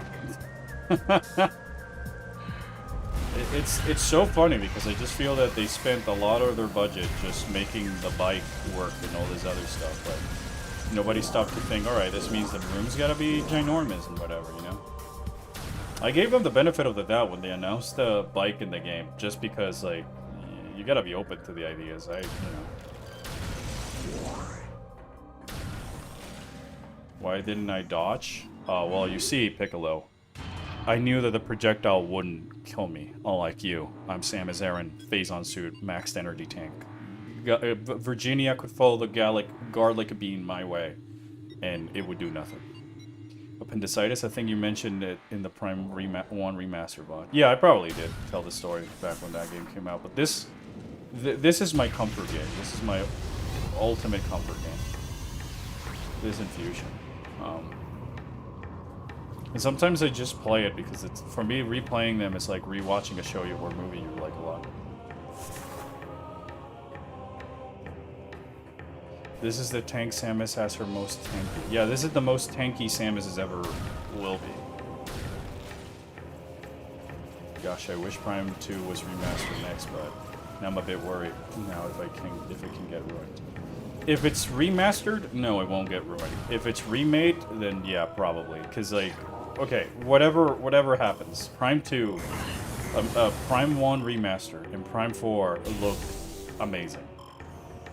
I cannot deny that, and I won't, because Prime 4 generally has moments that I went like, oh wow. This is ruining my joke, like how I joke about Gap's stream, that he only has 2 Pokeballs to catch a Pokemon. Well, he only does have 2 Pokeballs. Yeah. So yeah, I wouldn't be too worried about Prime 2 remaster, because they didn't mess it up with a Prime 1 remaster. It's even at $40 if anything, you know? I'd be more concerned with the fact that it'll be like game key card and you know, Nintendo Switch 2 $80 video game type of stuff, and they will make, my biggest fear at this point is more with the fact that it won't be on the Switch 1 and I have to buy a Switch 2 to play Echo's remaster, and that will make me so depressed. Alright, so the experiment is this. I'm gonna go and try and reach at least the bottom part of the Burning Trail, because the upper area I cannot platform. So I'm going to cross all the way Magmar Caverns, and I'm going to take the elevator from Phazon Mines west, which is the longest there is, and then try and traverse it and record myself doing it, and then at some point I'll download Prime 4 between streams, and then we'll do the same with Soul Valley and compare. Honestly, with all the remakes and remasters, while I do like Prime Remaster, kind of started not to care about Prime 2 having a remaster and hate the idea of a remake. I'm with you, but I'm more excited about the idea of a remaster than a remake. I don't think the game needs a remake as much. Like, if you make it look pretty and quality of life improvements from here and you add the multiplayer, I think it just might be fun. Which Prime creature will you play the drums for the Magmar Caverns track? The Magmar itself. It's just hitting his head on the drum. Or if you're realizing Metroid has a grip of him with that Prime 2 remaster still. Oh, no, you're mistaken me, Ghosty.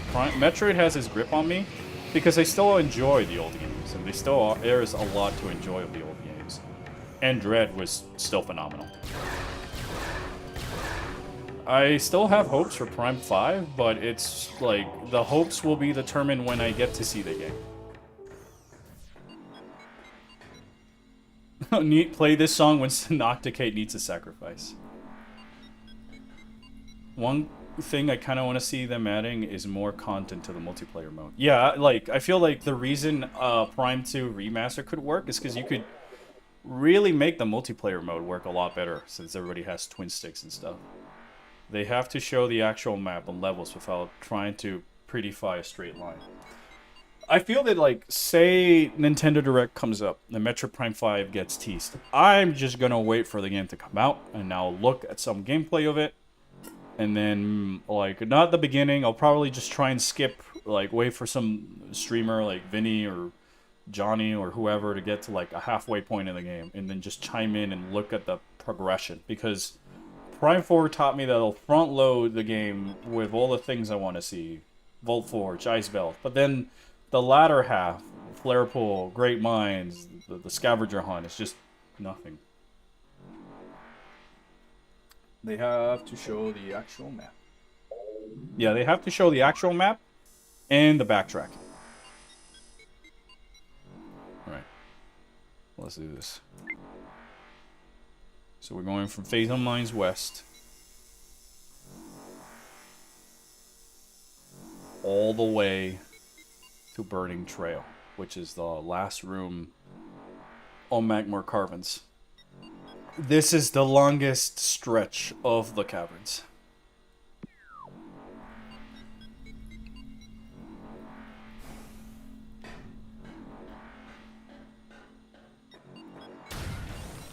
For science. I am including, I started recording since the map, so I'll count it after the jump.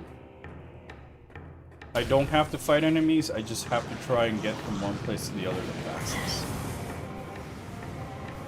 Because even if Soul Valley is the shorter version of the two, I really did not understand this guy telling me that biking through Soul Valley was fun, because traversing Magmor Caverns every time was a hazard. And I'm like, well, that's part of the horror, you know? The game is sort of a little bit survival horror-y with keeping Samus alive, and what would you have?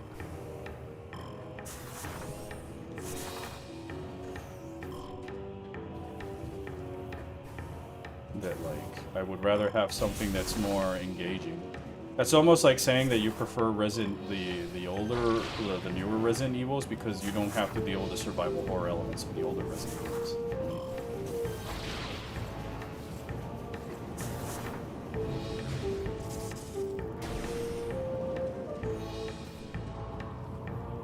I'll even take the slowest, like, route that I can, but I could definitely be going faster by just ignoring the Spider Ball trail.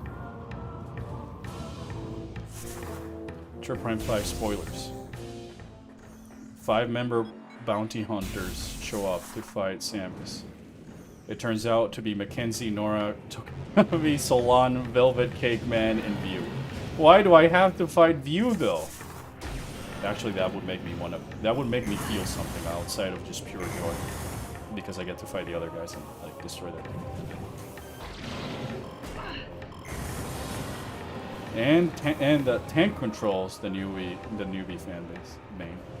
Yeah, I mean, I can understand a little bit tank controls, because is a little bit like, I can understand somebody complaining about tank controls, but it's like not wanting the survival horror limited inventory aspect. Honestly, anytime I play Magmor Caverns, I was confused about the backtracking complaint, because you try to 100% mostly, you mostly get new stuff to see in the caverns as you backtrack. Yeah, part of the point I was trying to say when I was discussing with this person was that every time that you visit the Magmor Caverns, there's like so many opportunities for you to just take a quick detour and collect an item or two along the way. There's even Chozo artifacts in here to collect. And enemy variety. You got Triclops, Puffers, Magmorns, Mushroom Guys, Aerial Troopers. And you know, this is the smallest region in the map. This is before you take into account like the enemy variety that you get in other areas, so the limitation of where they spawn also adds to it. Tank controls is that your character acts like a tank, so they can only move forward where they're facing. So you gotta turn them around and spot, and then have them move forward in order for the tank to get moving. and then you get limited turning as they're moving forwards. Which is how the original Resident Evil's played, because they came out on a 3D game that did not have a D-pad. You sometimes wonder how the Sony PlayStation got as popular as it did, given the fact that it was like 3D games, but with a D-pad at launch. Alright, that was it. I crossed all of Magmore Carvens. That took me so long, chat. Aha, get it? Solon. I would dig that. I can break out my GameCube adapter again.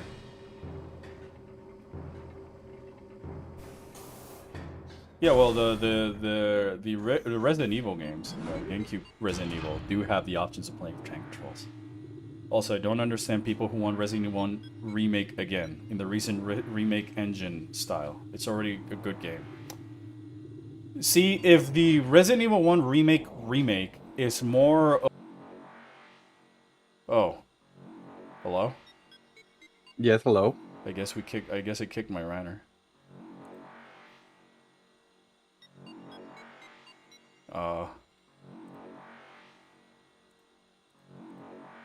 Refresh.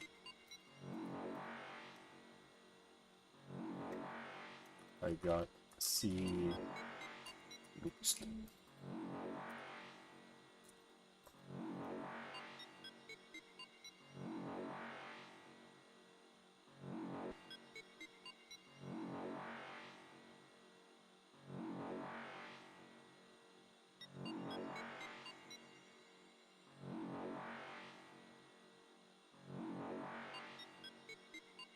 Alright, I'm back.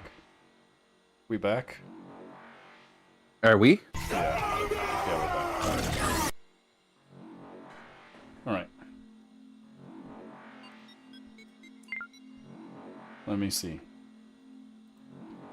Did you try turning it on and off again? I did, and it worked. It seems Celix was a tank controls hater. Yeah, Celix was tired of me defending Resident Evil 1 Remake and tank controls. But my point with the Resident Evil 1 Remake was that I think it's highly unnecessary, like you say, Brian. The only way I would be happy with it is if just like the same game that they had like on the GameCube, with it's running on the Resident Evil engine. You still get the fixed camera perspective. You still get the optional tank controls and all this other stuff. But you're just making the mansion and all these other things look amazing, HD pretty. Maybe add a couple of Easter eggs and things along the way.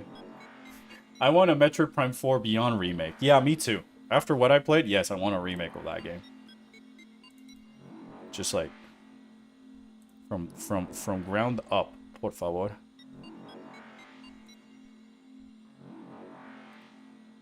Where's this recording this stuff at?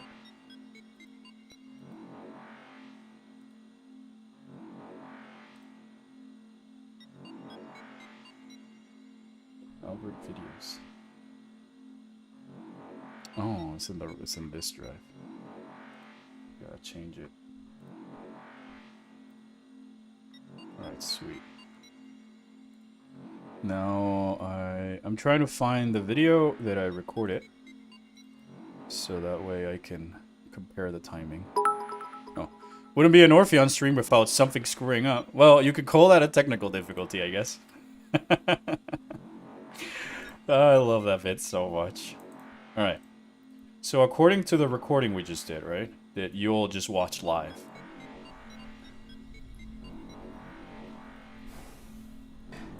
I start moving at the 20-second mark of the video.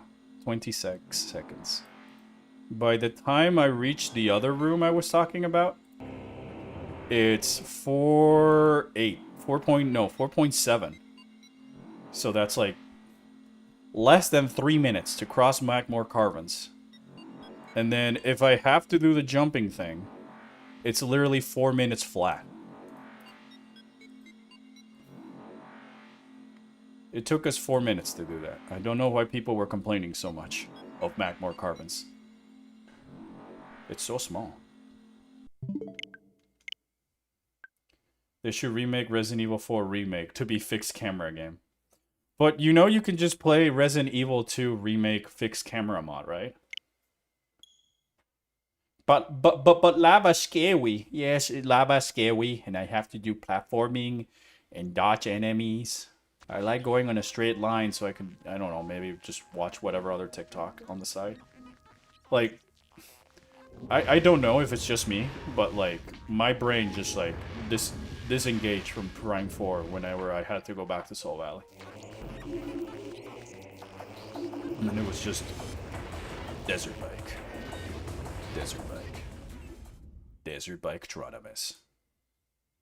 Oh my gosh. The Guilty Gear devs.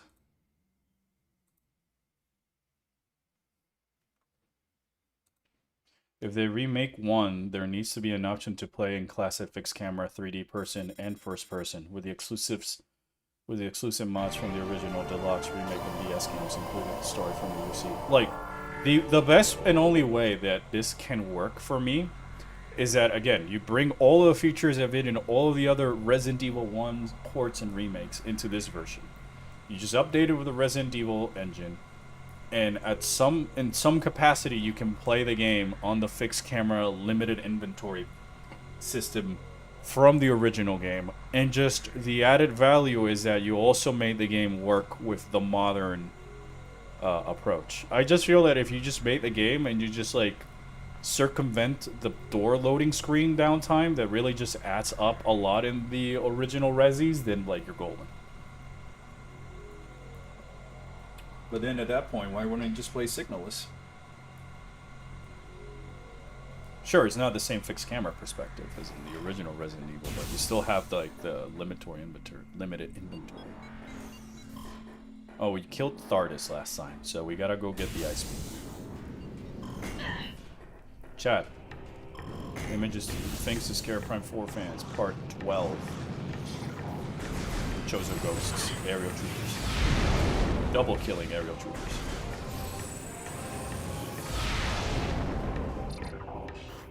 Original Resident Evil 4 was a fixed camera game? Yes and no. It was fixed in the sense that it was fixed behind Leon.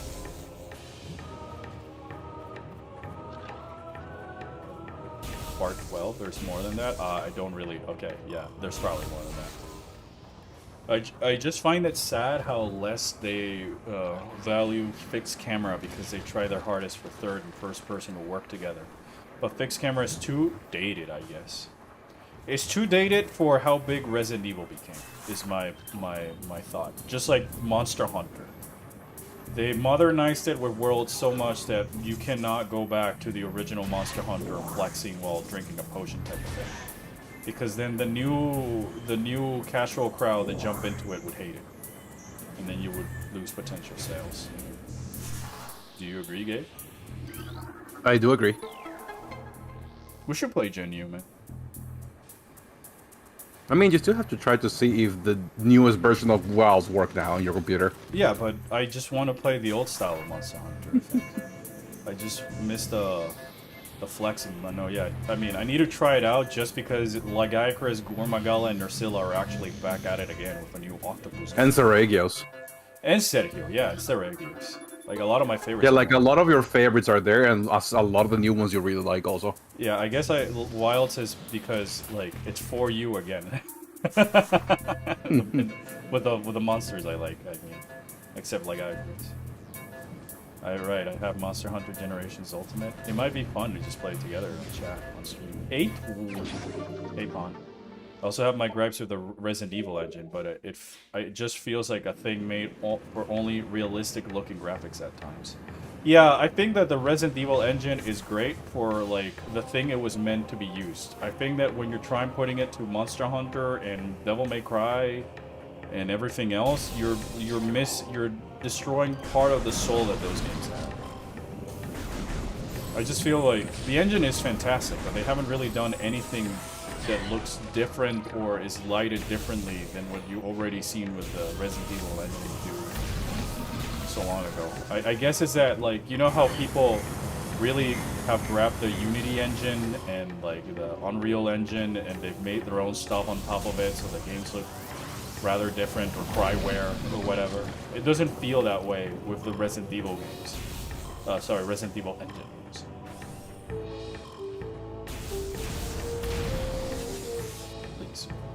things to scare Metroid Prime 4 fans with.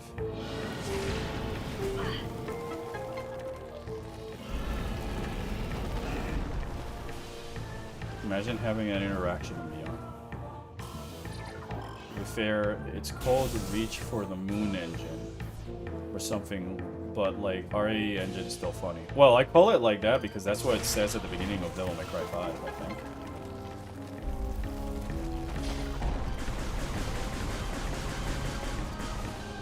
Metronomus. You gotta finish the 1% in Gung Stance evolutions, dude. Say what? The Bitronomus. Yeah, I need to finish those. Bitron. I really would love to do like a Bitronomus randomizer Emerald run. Something along those lines. Or just put Bitronomus in whatever other Pokemon.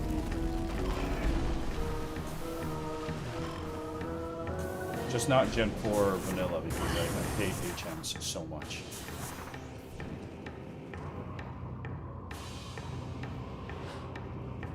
That's the one thing I never, even as a kid, never really understood from Pokemon is I cannot like remove HA moves, even though like I can use them forever. You know, I can reteach my Pokemon an HA move, but I cannot make it forgo an HM move. I guess I did that in the original one because you had limited inventory, so like people would be like, yeah, the player won't have this on them at all times. But this might be coming from a bias, but I miss it. I miss the old MT frameworks engine Capcom used between early 2000s and 2010s. Yeah, that engine was pretty good. Move deleter is a must. Yeah, a move deleter should be a must in like almost every town, or just a way that you can just make your Pokemons naturally forget the HM moves like any other move. Maybe I haven't looked at it properly, but I kind of feel like Monster Hunter World looks prettier than Monster Hunter Wilds in some places for some reason. Then again, I really haven't played both games. The only mainline genres I've tried were Rise and Generations Ultimate. You know, Dusty, you say that. I played a little bit of Wilds, granted, in an extremely crusty fashion, but from what I've seen online, Worlds does look prettier than Wilds. I wouldn't be able to tell you why, though. I would, for more information, I'll hand it over to my local Monster Hunter Wild player, Gabe. What about me? We were talking, Dusty was saying that he believes that World looks prettier than Wilds for some reason, but he can't put his finger on it. I say the opposite. Kind of also wish they made an MT frameworks alongside the RE engine. I just wish they made another engine. Like, you could still keep the RE engine, don't get me wrong, but like I can't wait to buy Pragmatica whenever that comes out. It's like the RE engine. I see no problem to the RE engine. The problem is just the overuse in my opinion. It's. I mean, that's the same as any other game, though. I don't. Yeah, I know, but like what I'm trying to explain, and I don't have the right words, is that when I look at Devil May Cry 5, I don't see Dante. I see Leon Kennedy, but his hair is dyed white. Oh, but again, that's not even the engine's fault. That's just the art team's fault, or whoever is in charge of choosing how the game is supposed to look like. Yeah, but I can because say this, Monster Hunter Stories 3 is made in the RE engine. Yeah, but like I'm saying, oh, it's the other RE engine games like Monster Hunter Wilds. Those characters, Alma and whatever, they look more like Resident Evil characters and Monster Hunter characters. Yeah, but that's Capcom's fault more than the engine's fault. Yeah, and I'm just saying, and I'm just calling it out that they're getting over reliant on the engine, on just what the engine can naturally just generate great by default.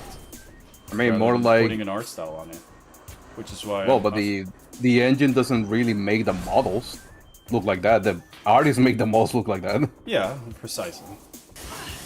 They're taking advantage that the engine and the textures and the lighting work well for that type of approach. I mean, but I understand what you're trying to say, but it's like at this, in that sense, it would be the same if they just used Unreal Engine. It will still look the same way.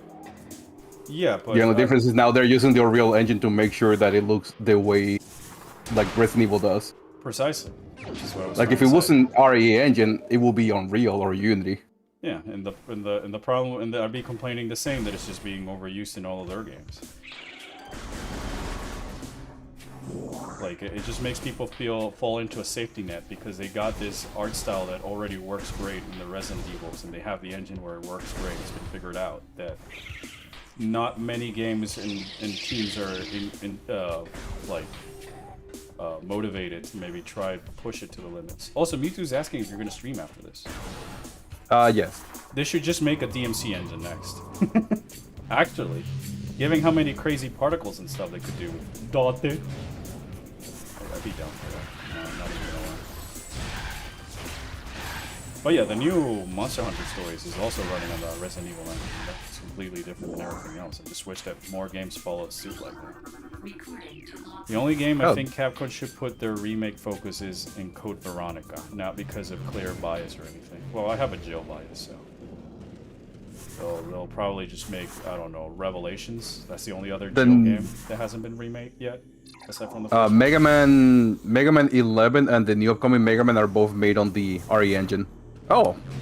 Also, apparently, Mega Man Star Force Collection has been remade in the new engine. No, it's just the model for Geo. Oh, just a model for Geo? Yeah. The game is just a ROM from the games don't. You're not playing the GBA game on the RE engine. It's just that they have an avatar guy that talks, so they animated him in the RE engine. Oh, never there. Because like they just did that for the Mega Man Battle Network Legacy Collection. Yeah, there you go. Like all the Capcom games since the RNG. They're pretty much making older games in RE engine. Yeah, what I'm saying is for when they're going on this direction, because it's either now they look anime cartoon like Mega Man, or they look RE realistic. Like put Beautiful Joe on it, and then we'll. Well, we'll see when Konami starts popping in. Capcom. Not Konami. Okami. Yeah. That's why I said Okami, because they're making a new Okami game. Yeah. And that one's also being done on the RE engine. The only thing, it's just that I don't want them to then just. I know that this is different. They're different engines, but you know the Creation engine. The which one engine? Creation engine. Creation engine. Dude, you're gonna tell me you sat through so many hours of Fallout 4 and you don't even know about Bethesda's creation engine? So what, they've made all their games on. No, but I'm asking why the creative engine. Oh, because like the creation engine, you know, was after a while like outdated and littered with bugs, and it won't be the same with the RE engine. But I'm just saying that I hope it doesn't turn into that. I mean, again, that's more 100% Bethesda's fault. I know.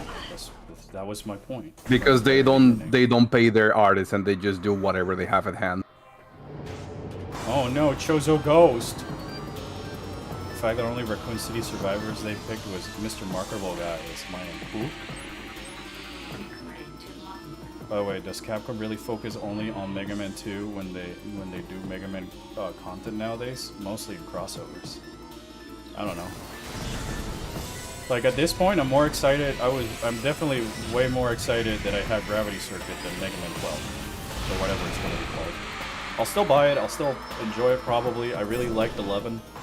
But I liked how Gravity Circuit was just like a perfect blend of all the things I like from all these other Mega Man games. And I'm feeling to an extent they might even have aspects from the Legend stories. Is it Chozo Ghost firing a Hadouken? Yes. It's a bird Dukin.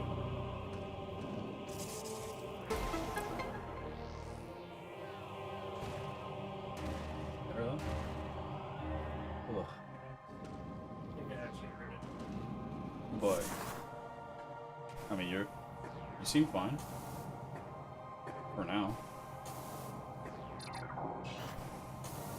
Statue play bowling with Samoza. Well, you know. She doubles as one. Does this mean that Samus can do the Kamehameha? No. Dark Samus can. She does it in Metroid Prime 2 and everything. And the final fight in Dark Samus 3, technically. Samus also still does Hadoukens. Also, where are the remasters for the Outbreak Vanilla and File number 2?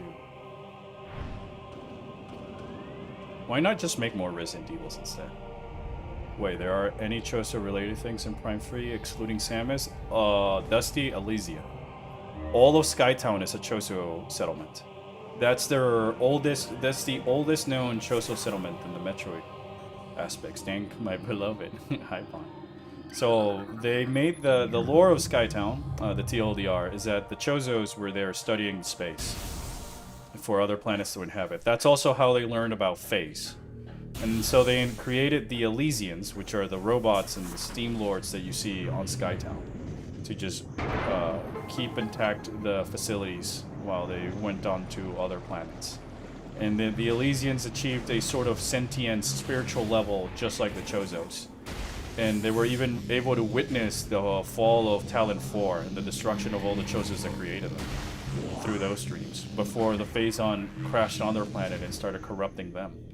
The Federation later, earlier between, had come to activate the facility, and sort of they struck a deal with the Elysians in which they'll help them, give them a purpose and sustain all the facility for an exchange of the Elysians, telescopes and stuff, if you may. I should make Mega Man into Resident Evil game too. No, we need Resident May Cry. Huh. But it's Chris doing all the combos instead of Chris. Crisp. Crisp. What does Samosa think when she morphballs into the random Choso statue? Palms, claws, Kappa. Spin! What happened to Talon 3 and Talon 2? They blew up. And Ravenbeak saw all that BS and considered them lame birds and decided the nerds and decided the nerds with jelly obsessions were cooler. Well, I don't know if Ravenbeak was aware of what happened with the Phazon and all this other stuff, because, you know, the main line and Prime timeline are interconnected, but also kind of separate.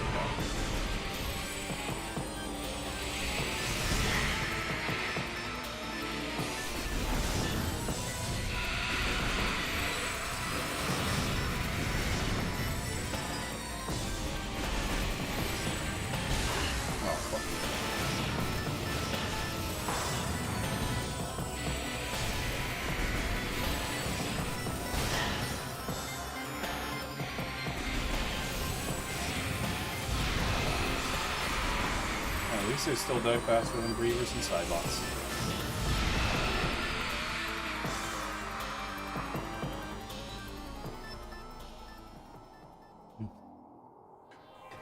Ghost to use triple team. Talon 3 is a root gesture. Recorded to log. Treasure Ruins translated. Hall of Banner text reads, The Hall of the Elders. So yeah, we're gonna have Resident May Cry, and it'll be Chris, Leon, and Claire. And then Wesker will be in the DLC mode. Everyone on Talon 3 flips the bird as a salutation. Well, Talon 3 never had archers, so the flip the bird rude gesture never came into being. I do like thinking how Chozo operate in the main line and Prime lore connecting, to be fair. It's just fun to think if Ravenbeak was ever aware of these. No, yeah, of course. I like blurring the lines and connecting things and stuff like that as much as any other guy, but I also understand that to a certain extent, so people just come and generally ask me for the brain rot. And sometimes it's hard to discern the differences. But in this case, like, yeah, it'd be kind of funny if Ravenbeak was just watching all that happen. My better question would be, if Ravenbeak saw Phazon and all, like, the potential it has, what would keep him from wanting to seize it? And then I guess that the answer would be, well, simple. When he learned about the Phazon, it was when the Chosen were going to give up the Crown for, and he was like, nope. 50% chance of Raven being. Whoa! Whoa! Whoa! Whoa! I've never seen that. Oh. There's a 50% chance that Raven would abuse the Phasar if he ever gets his hands on it. Wow! This is happening! Whoa! Don't worry about it, Tails. We all gotta pay our taxes someday.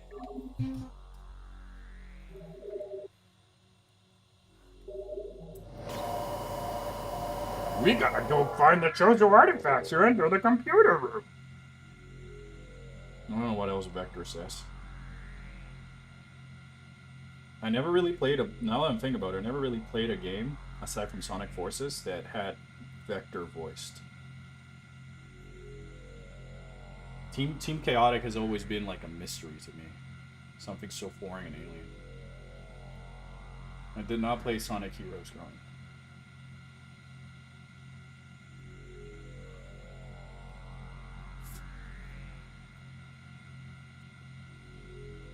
It's been 10 or so days since the last Sonic topic. Well, because it's been 10 or so days since the last stream.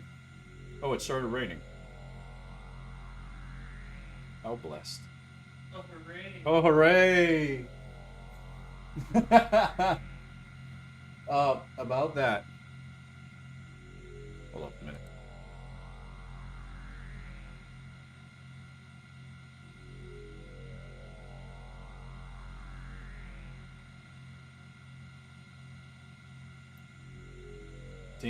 Sonic Heroes Team Chaotic's theme slaps so hard. I'm having my leftover noodles. Oh my gosh.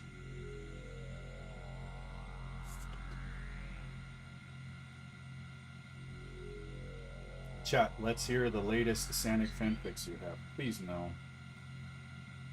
Alright, from now on I'm never doing my Sonic voice ever again.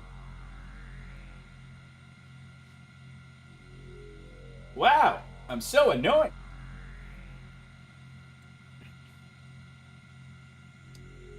Chili dogs! Wow! I'll only talk about Sonic Whoa! in regards to my lizard.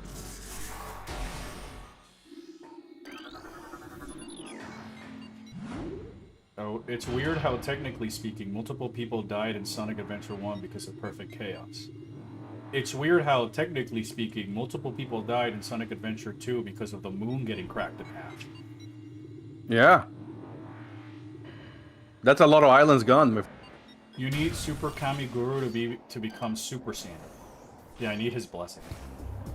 Oh my gosh, I've never noticed it. Wow, you can see the Orpheon.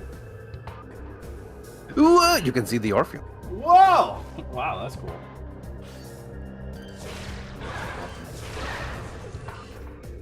Whoa, look. Look, look, look. You can actually see it.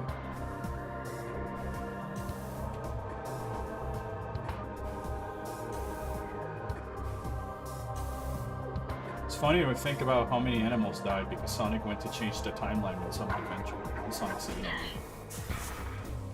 Alright, the Moon and Sonic. It took a long time for Sega to acknowledge the broken moon.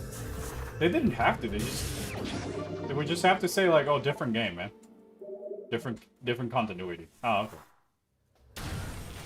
Pack's out of balance. I might actually have to.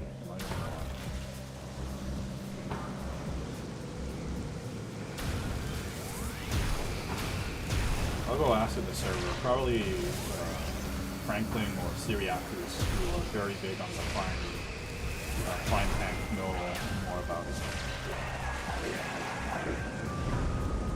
A small update to prevent developing frustration. I'm looking for ways for lightning to be unblockable. And most are either for creature types, she isn't, or focused, or for creatures with 2 or less power. Lightning has 3 power. But where's my continuity in the silly hedgehog? Nowhere. But I can understand those pains, Shadley. What about the Buster Sword? Doesn't that make her indestructible? Oh no, or the Ultimate Sword or some shit. But that's like an expensive equipment spell. Not to mention Buster Sword would definitely increase the price of it. Oh my gosh, blue goop! Something you can't do with the green energy.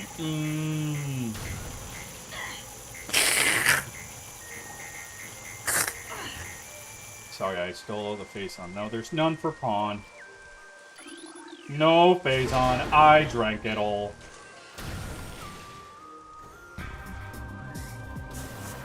Yeah, Pawn is still here. I just saw the white nourishment. I was doing the bit thinking she wasn't.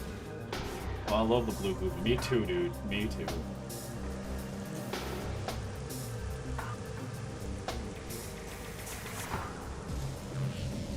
Dude, it's actually raining outside, just like in Talanoa World.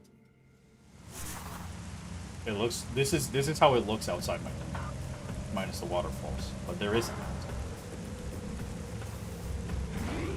Samus is not culture enough yet to drink it. At least she will learn the truth in Prime 3. No. She learns to drink it here. The problem is that in Prime 2, she decides to stop drinking it for a bit. And then Dark Samus has had enough of her not drinking the goop, that she decides to just force her to do the goop. But what we don't know is that it's Pawn underneath the armor all along.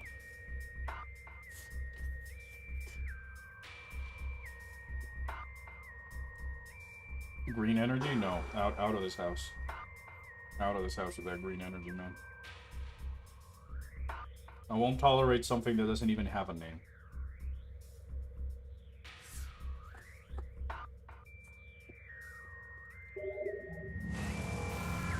They could have called it face off. Well, think both for all intents and purposes. Do the blue goop swing your face on from side to side? Come on, let's go, do the face on. No, it makes you go from front to back. Forward and back, and then forward and back, and then go forward and back, and then forward and back, and then go forward and back, and then... Sorry, that's a shit post I saw, where it's forward and back, but it never stops. It never goes one foot forward.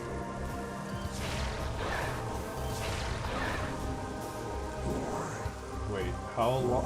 what if green energy was the friends we made along the way? Why? I thought our friendship meant something. I like the green energy. Ba-ba-da-ba-da-ba. Wait, how long has it been since there was a CNEP game that hasn't been a spin-off? I really wouldn't be able to tell you. I have no idea. Gabe?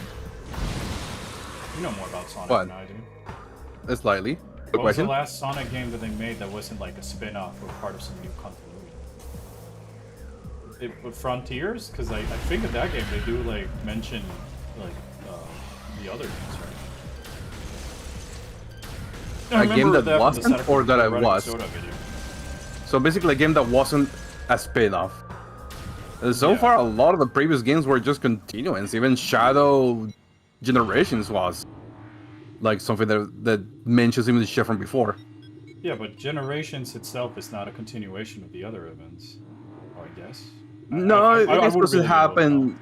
So Generations happens during Sonic's birthday party after all the shit that happened before, and that's why he's going back into the memories of the past where he does all the shit that happened.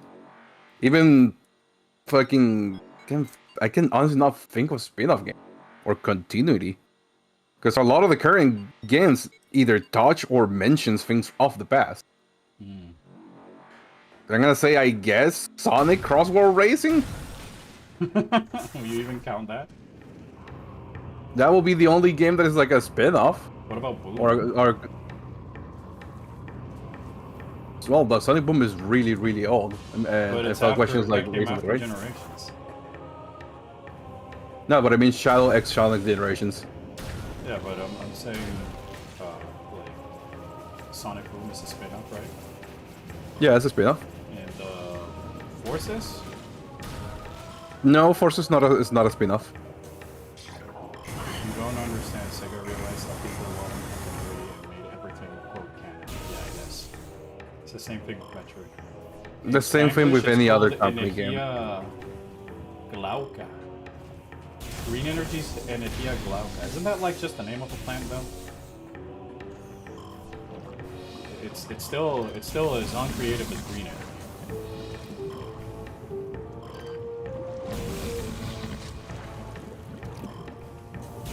Because like if it's Glauca's plan.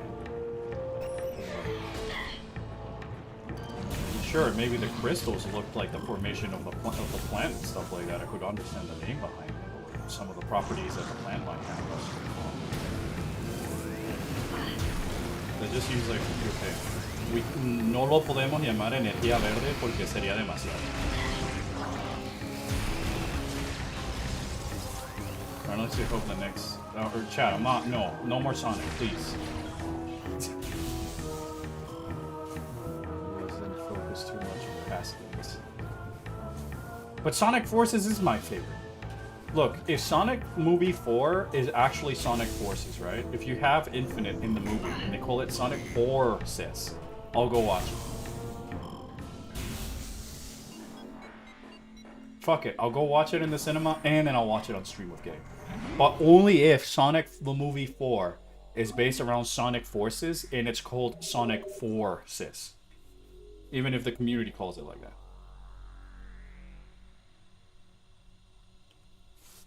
And all I know about the fourth movie is gonna be Metal Sonic and Amy. That's it. Wow. I don't know if it's gonna be the feed related to Sonic Forces. Damn. There goes my hopes and dreams. Sonic Show, boom, funny. Yes. Yes. I like Sonic Boom Show. What you see is what you get. Just a guy who loves adventure. I'm Sonic. Sonic the Hedgehog. Gotta go fast. Yeah, chili dogs. Write my Sonic voice, please. That one's for you, Mewtwo. Thank you for your bit. What you see is what you get. I'm just a man who lives for the bits. 3 out of 5, I'll take that. Well, that was like spur of the moment, you know? I'll probably have to look at him and hear him talk again. I haven't heard Blonic talk with his like regular voice. But then again, he's got like so many different voice actors nowadays. Wasn't one of them Chris Redfield? Who was Chris Redfield? Sonic. Like Sonic's voice actor was also the voice actor for Chris. Like movie voice actor? No, from one of the Sonic games.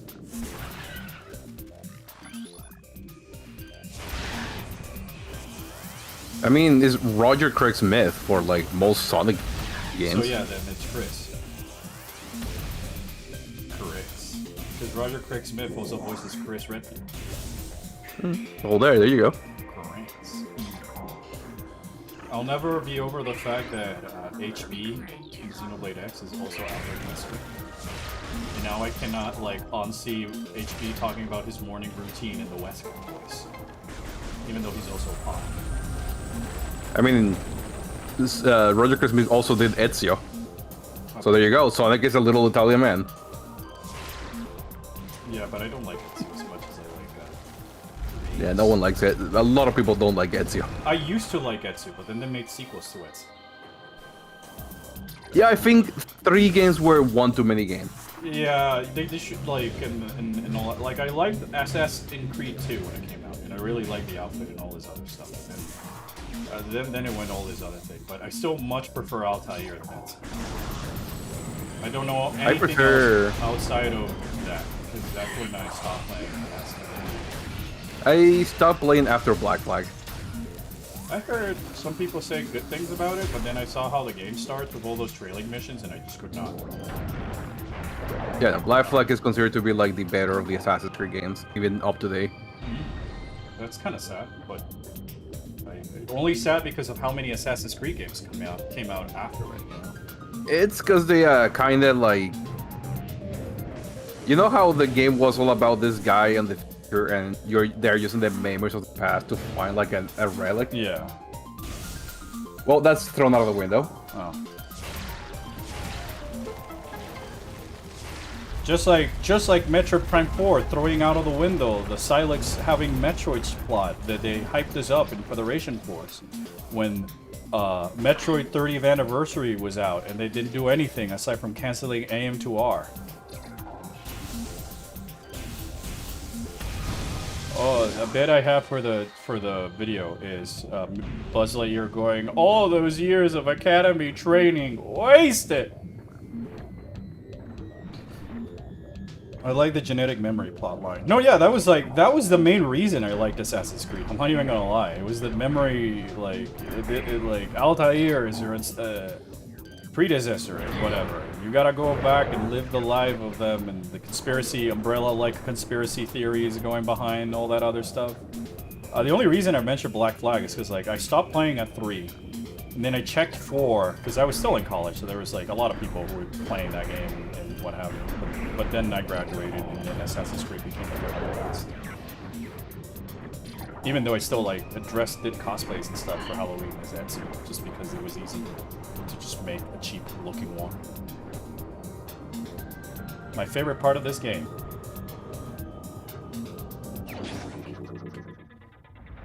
I like the genetic memory. Photon outlined the hedgehog.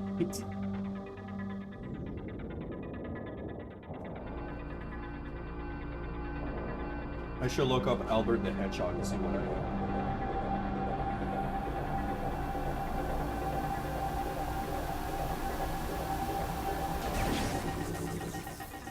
So cool. Goated suit.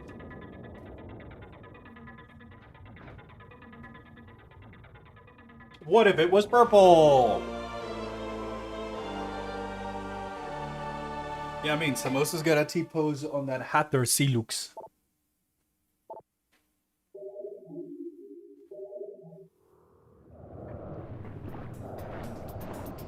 I lost my train of thought for a second, but yeah, no, the the Assassin's Creed games. The reason not only why they say Black I thought you were Death- done Black with your Death. point. You're like, no, I lost my train of No. I got brain dumped. Yeah. Fucking. Ranch ramp. Well, besides Black Flag just being fun in general because it was unique and a lot of people and the water combat with the boats was fun. People really enjoyed that one. After that, they just got rid of the whole main story, and the next one, the whatever the fuck it was named, it was basically based like old Rome. I wouldn't even know. It was Rome, basically. You were a Spartan, and you get to pick between male or female. Dude, a Spartan, I love Halo. The game literally starts with like, hey, welcome to, oh, we're the evil company, but now we do stuff, and you can see the main guy that you play as the ancestors of the people of him. I forgot his name. Dead. Desmond? Yeah, that one's dead. Yeah, He's dead. he's dead. Yeah, he's dead. They just killed him between games and took his body. And after that game, it was just Assassin's Creed. There was not even technology of like seeing the past self or whatever. It was just Yeah, they took the most interesting thing about the Assassin's Creed story out of the game. and got rid of it. These rooms would scare Metro Prime 4. Then they made it a huge John open Ezio. world because John Ezio. Somebody They just check- made a huge open world, and you know what happens. They do huge open worlds. Ghosty was saying that the only thing they will give Ezio sequels is that finale of Altair and Ezio was series ending worthy, honestly. Well, I don't know. Because I only played Brotherhood for a bit, and that was because I found it for like $20 when it was new. Desmond was killed in 3. Oh shit, I didn't know you played Assassin's Creed, Pawn.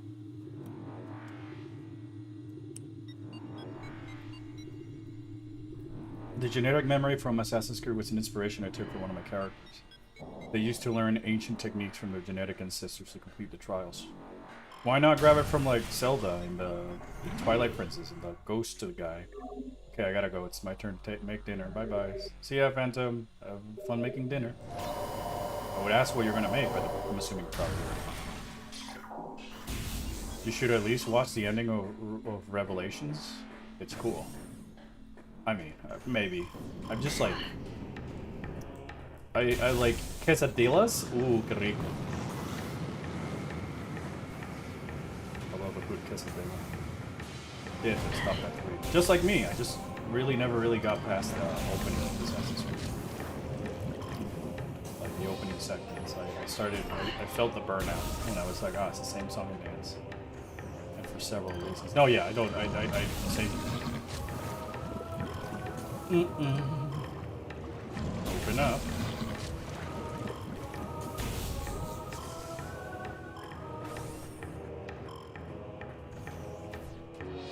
The thing is, I probably will forget to look up that ending because it's not like Assassin's Creed does not occupy any place in my mind for me to be like, oh, I'll look at that. I guess unless somebody like we're like, oh no, yeah, there's something there that you can use for reference. That's why Pawn can kill her opponents easier. She learned assassin moves. I thought that she can kill opponents easier just because of phase on overload.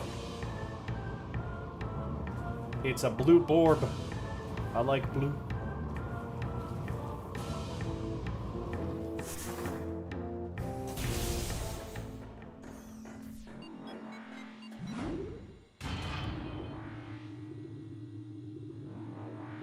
Elevator man.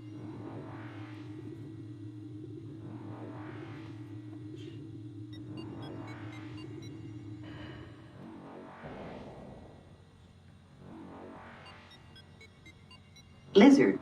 Oh, Lizard. Alright, hold up. I'll show you Lizard. Darko Lizard.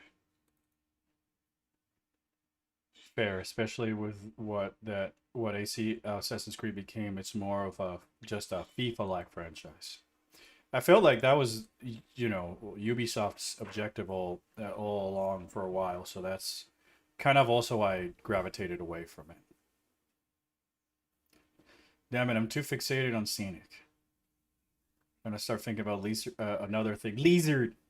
Yeah, Lizard. Yeah, I believe Dusty was saying that I'm not sure if Sonic Twitter takeover is canon or not, but apparently Sonic can pull a deep voice, although it was clearly a reference to Ezio. Oh, maybe he did the Crisp voice as well, because Crisp also has. Yeah, he did the Chris voice and the Ezio voice. Crisp.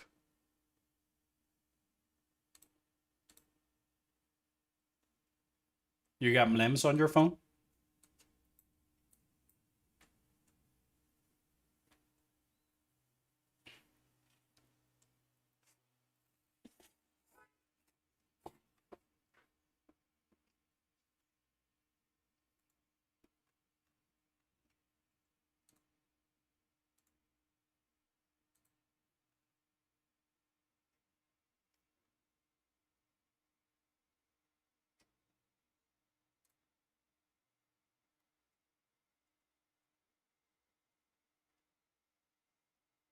Trying to find more of these silly Lizard screenshots. Spike. I play 14 for the plot.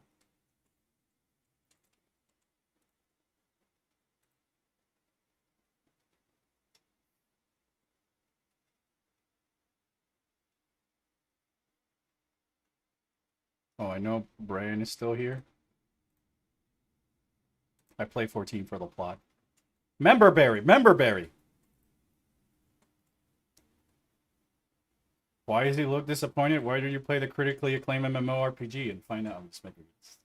Look at that peak physique form about riding a bike.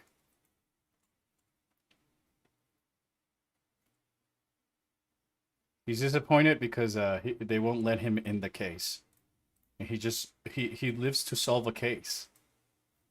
He's Hildebrand.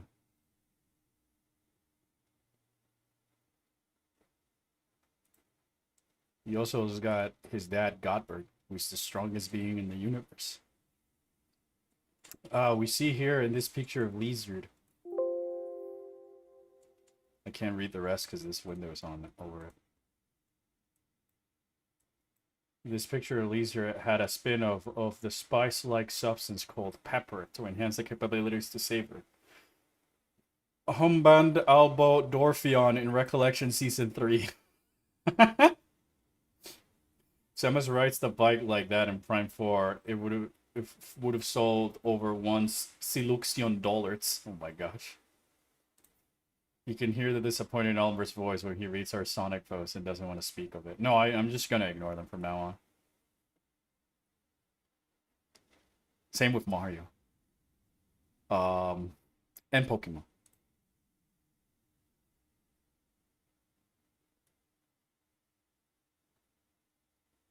Trying to show out of context screenshots of Hildebrand. Cause he's my friend. Oh look, it's my baby boy baby. Look at him. Look at him. He's so precious. Look at them. They're so precious. What have we talked about? Digimon? Digimon canceled as well. It's got Mon in the name. Phazon more like Blue Hedgehog energy. I only lit conversations regarding Beelzebub. I don't know what Bakugan is. Well, I know the toy, but I never played it. I said, who manned because Leezer is also called my wife? Well, because she is my wife. Oh, wait. Look, guys.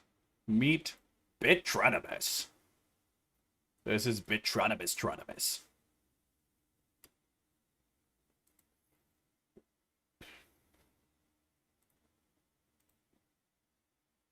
Leezer.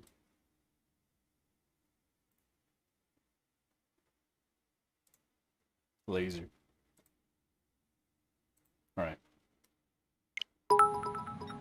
Every day we stray further away from the Chihuahua game. Well, I told you where to direct your concerns of the Chihuahua game, so don't look at me. There's gotta be a mod that does not make that game as button mashing. My hand cramps after playing it, and it's just not fun. But I'd be willing to go back just for the doggy ways.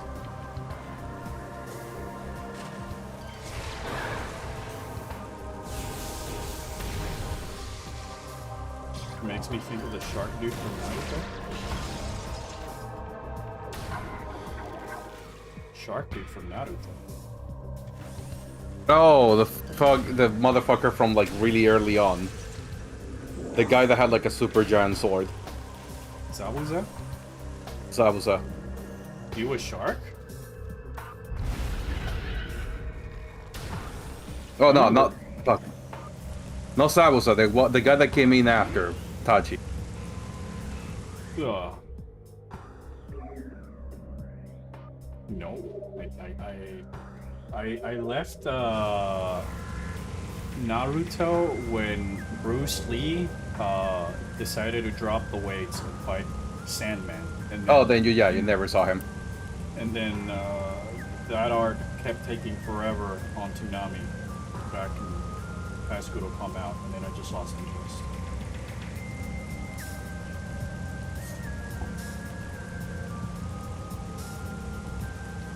He's took Samehara from Zabuza. Is that like his dog? That wasn't the name of the sword. Ah, should we guess?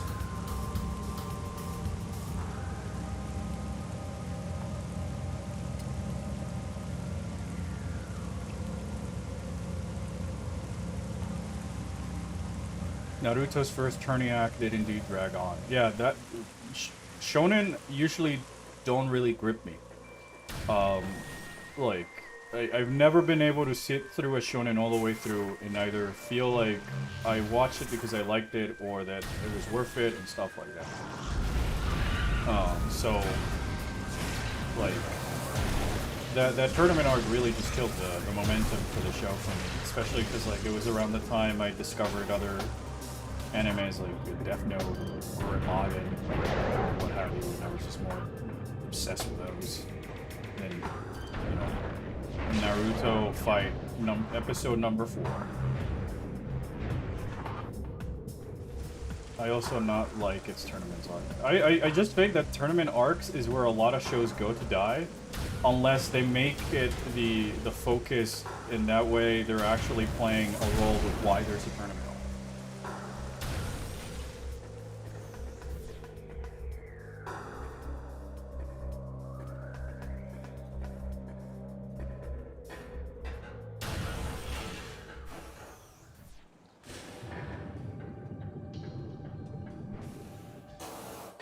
I was trying to think of an example, but the only thing that came to my mind recently was the Final Fantasy XIV raids that are just literally a giant tournament run. But part of the tournament is baked into the story, and it's more about the people who you're fighting and the quality of life and all this other stuff in this society.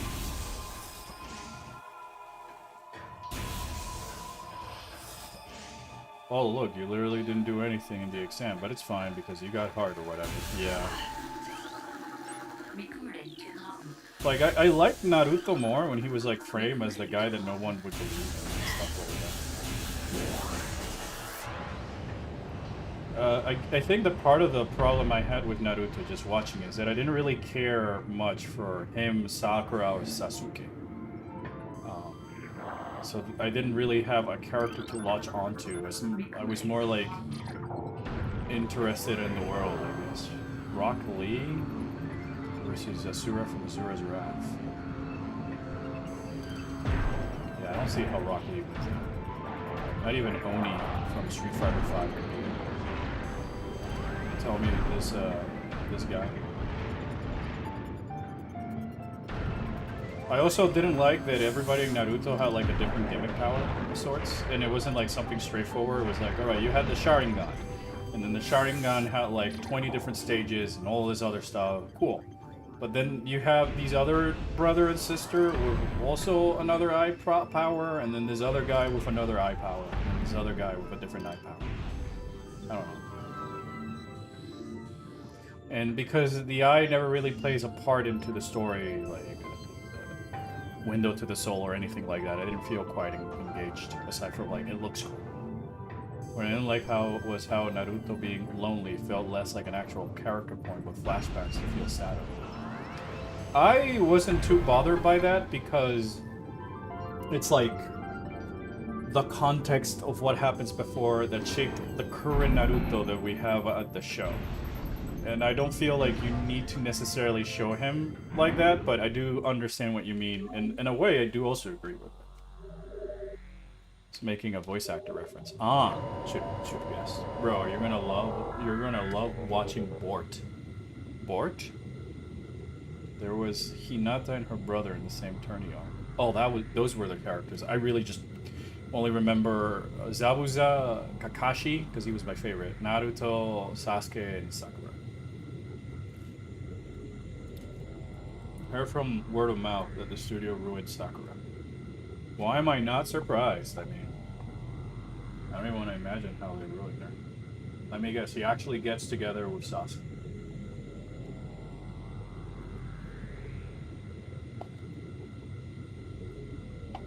Boruto.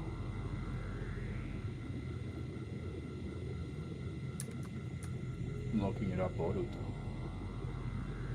Boruto's Naruto Son is the current anime going. Oh my gosh, yes, Sakura did marry Sasuke. That, Yep. Huh. So, not only that, that particular manga is doing so poorly that they moved it out of Jump. And it's doing so poorly that the anime is separate from the manga. Why does he have the Demi-Fiend tattoo over his eye? Oh, that's not the Demi-Fiend. That's his new unique eye thing. Plus, he has the eye of the, Hinata's family thing. No. Oh, Hinata's his mom? Yeah, Hinata, his mom, Naruto married Hinata. Wow, I really thought they were setting up Naruto and Sakura to be like this wholesome story of never judge book by its cover, but... Nah. It also has green energy, though. Yeah, this guy just looks like the Demi-Fiend from Shin Megami. Byakugan 2.0. I almost read that as Bankai, and I was going to say, like, Silly Mewtwo. That's from Bleach. Less about his character, but how the world treats him, I guess. I'm fine with his character, but... Yeah, I agree. I feel like maybe there should have been more character interactions, but I also cannot really be angry that the show really just wanted to hit the ground running. And like, put these characters to do something rather than everybody bullies Naruto. Because that feels less about the show. I would never compare Bort to Bleach. Yeah, I mean, I would have kicked you from the chat, man. Yeah, I know you love drinking bleach. Bankai Getsuga Tensho, said Nero from DMC. Yeah, Naruto's second movie has something called Gelel. Already better named the Green Energy. Yeah, I guess. Most tournament arcs I can remember are a lot from the Pokemon anime, Beyblade, Yu-Gi-Oh, and the Universe tournament from Dragon Ball. Yeah, and Dragon Ball Vanilla also had tournaments. And like the Majin Buu saga had a tournament, the Cell saga ended in a tournament of sorts. But with Dragon Ball, there's a journey that leads to the tournament and a purpose for the tournament and the characters. Yeah. I would say the same thing about Yu-Gi-Oh! Because it's already structured and written that it's all supposed to be a tournament arc. So the problem isn't when a show is just like tournament arc the show, is when it's show and then suddenly tournament arc. Yeah, when the tournament arc does not have a purpose. Yeah. In Dragon Ball and Yu-Gi-Oh, there was a purpose tournament. Yeah, like it's the tournament is the plot of the Yu-Gi-Oh story, and the reason of that is because of Yugi's grandpa and Kaiba wanted to collect all the Egyptian. A better god MacGuffins. example. A better example, I will say Yu Yu Hakusho actually. Yeah, I mean, I was gonna try and make my way into Yu Yu Hakusho. Fucking love Yu Yu Hakusho. Yeah, me too, dude. Kroko's been watching it lately. He's loving it. Oh hell yeah! I hope right. he's liking it. No, he's loving it. But do you think a Super Metroid remake can be a thing? That it can be a thing, yes. That it should be a thing, I don't think so. I would rather just get Metroid 6 than Super Metroid remake, or even remastered. Like, I think Super Metroid is it's a game that is fine as this. I really felt that the two Metroid games that really needed the sort of Metroid Prime Hunters needs more of that remake treatment than Super Metroid in my eyes. It's got a lot more flaws. Fucking Metroid Prime 4 Beyond needs a remake ASAP, because that game is... Oh, sorry. But like Super Metroid, I think is like fine. I'd be more excited for like if there is a Super Metroid remake. The only reason I wouldn't mind it also too much is because Super Metroid is so easily accessible everywhere. But like I just feel like that for the amount of time and energy and stuff to make a Super Metroid remake, why not just make Metroid 6? It's the same thing I asked Capcom with Resident Evil 4 remake. Why just not make... Like, could you imagine instead of remaking Resident Evil games, they just made more games? Metroid Hunters does work as a Metroid tournament arc, considering the story. Yeah, I guess. Yeah, I guess it does kind of work like a tournament arc if you think about it. Hunter x Hunter. Yeah, I haven't seen Hunter x Hunter. Hunter x Hunter is nice. The problem comes with the guy just being sick the entire time. Yeah, I just am able to like know when a show might be my thing or not. Same with like games and stuff. Like I know myself what But that said, I've been really trying to also get back into anime. I love anime, but it's been like a couple of years since I've... Yeah, same. There's a few animes. And I just think there's too many shows. And then some of the shows that I want to watch, like say JoJo Part 7, are now like pushed to fall 2026. Yeah. Because we can't even have JoJo Friends.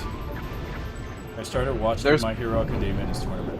Yeah, I also watched a little bit of it. I sat for like 2 or 3 of the tournament arcs. Mostly because Kroko really liked the manga. And I wanted to see it. And I liked the art style of the characters and stuff like that in the manga that he kept showing me. I didn't like the plot of My Hero Academia after a while. Re:Zero is an amazing anime, but you have to be in the right mind to watch it with how dark it can be. I don't really mind dark. You're not gonna like it. I don't really mind dark or anything along those lines. I like Ghost in a Shell, and that shit can get very dark. But I just like I see the 2 waifus, and they also like spark no joys. And I see the characters, and I read the plot, and it just doesn't seem like my type of show. More so. Yeah, it's not your type of show. I am too old for My Hero. Yeah, I mean, that's also a thing, you know. Just like there's people that are too young for Bleach. I see a lot of people drink Bleach. I love Deku, but My Hero Academia annoys me with some of these characters. I like the characters, and funny enough, I like more the side characters than the main characters, except for the bird guy, because he's a bird.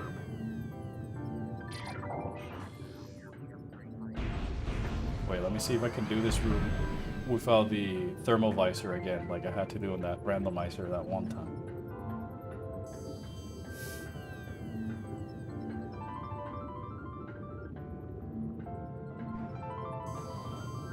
Yeah, there's one by the actual store. It's always such a big. I could recommend some anime vintage retro. I think it's less about the time period and more about the plot of the show and then the animation for me. Yeah, I know you wouldn't like. Is Hero 'cause- RE0 the guy in the tracksuit, says Pawn? Yes, at the start, yes. Because like you say that, and I think of several. Konosuba. Yeah. I was gonna say. No, so- guys. Re:Zero basically is an isekai story, Should have guessed. and the guy gets the power of like reset. Population. I wouldn't say this compilation, but basically, if he dies, he goes back to like a slop, but like Yeah, but it's not tight. this chick, it's a fucking Harley Quinn at some point, but then there's no pinpointing any reason to why she goes, haha, crazy, I'm gonna go stabby stabby. Yeah, okay. So it's kind of sloppy, and the dark themes feels more like they're there to be there for the shock value. Destroya says that when they find themselves in a massive block of time again, I'd watch Inuyasha's anime. I watched that a lot. when I was growing do, up. I do love Inuyasha. Yeah, I remember you telling me that you didn't really like Inuyasha.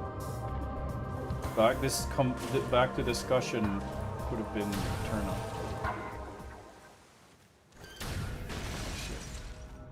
I can recommend an anime that has such an awkward name in English, but really fun show manga.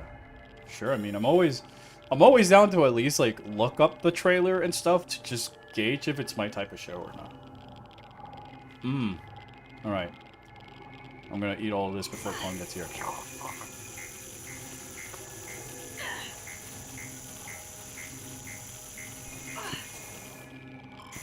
So has anyone watched Digimon Beat Break? I'm watching it. Huh? I'm watching it. Yeah, I was gonna say I know one person.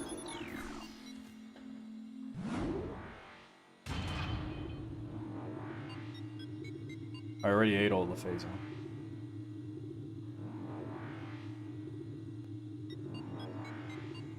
Boop boop boop boop boop boop bim. Well, I think I'm gonna call it a stream in this save room. I gotta go do some other stuff.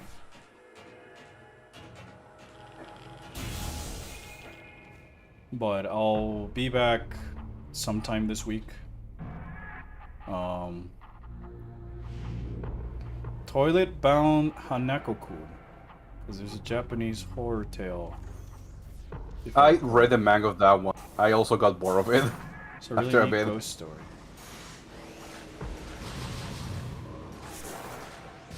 I gotta leave you guys, I'm sorry.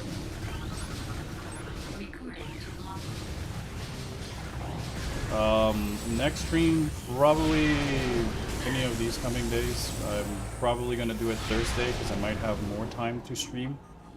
And maybe that time, maybe that day I can do something for a little bit longer. No, yeah, it's late in general. I know. I know, Mewtwo. Don't worry. I know you're just doing a bit. Gab hates the things I like. Ghosty, he just hates a lot of things. Download Prime 4? I will. I'll download Prime 4, and that way we can do the second half of the experiment then. But yeah. I'm gonna call it a stream here. It's been a bit. Like I said, the script is done.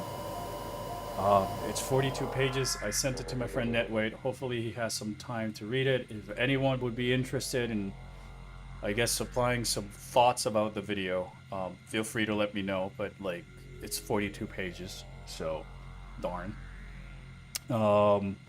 I might be even editing some of it live. I might be even recording it, some of it live. Who knows? I think it might be just a fun experience if you guys also get to see a little bit of the behind the scenes making of the videos, and that way streaming is not just playing games, but it can be a sort of creative stream as well. I'm sure Mac will be thrilled. Oh no, Mackenzie will be thrilled because I'm actually defending him, believe it or not. But yeah, with all that said, I'm trying to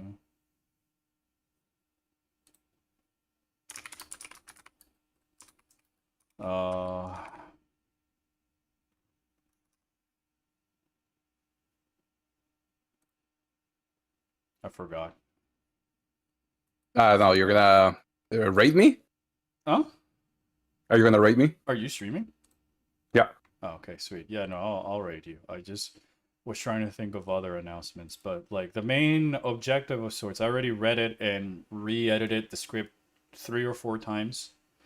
I might have 1 or 2 more points to add, but I feel like I can probably just find the other point and add that extra paragraph here and there. One of them would be this thing with Magmore Carbons. And then after that, it would probably focus around trying to record it, because with how long it is, and will you believe it, when I'm recording a script, I forget how to start talking English in my accent, or I say things wrong, like sweeten and stuff like that. So the main goal would be to, yeah, just basically try and get that recording so that we can go and edit the video ASAP. Dorfion takes over, yeah.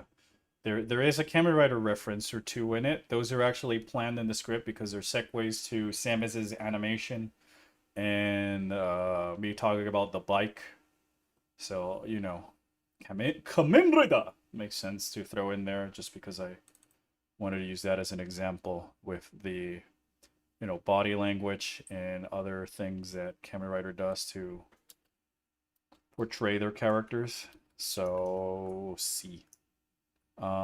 Anyways, that's it for me right now. I really appreciate you guys tuning in. I will now raid Gaben so that we can all watch together how he, you know, I miss seeing uploads by the channel. Yeah, me too. I'm not gonna lie. Hopefully other videos later after that won't be Lizard. Lizard might be a little bit more straightforward to do. I might do a video, like I said, on Crow Country. Maybe I just need some variety or something, but it's just difficult to. I guess it's just burnout Lizard. in general. You know, a lizard. And so just try to slowly chip away at the burnout so that I can get back into a more steady upload schedule. But with all that said, thank you so much for watching. Again, thank you for the support over all the dormant years of me being stuck in this cryostasis tube. And I hope you guys enjoy Gabe's stream. I'll see you one of these days this week. Probably I'll probably say Thursday. We'll see you on Thursday. Recollection Season 4, Lizard with Red Oni Horns. Her home bando album makes several cameos. He was a fan favorite. Yeah, I'm her fan favorite. I'm her fan favorite. All right. With all that said, I'll see you guys. Bye bye.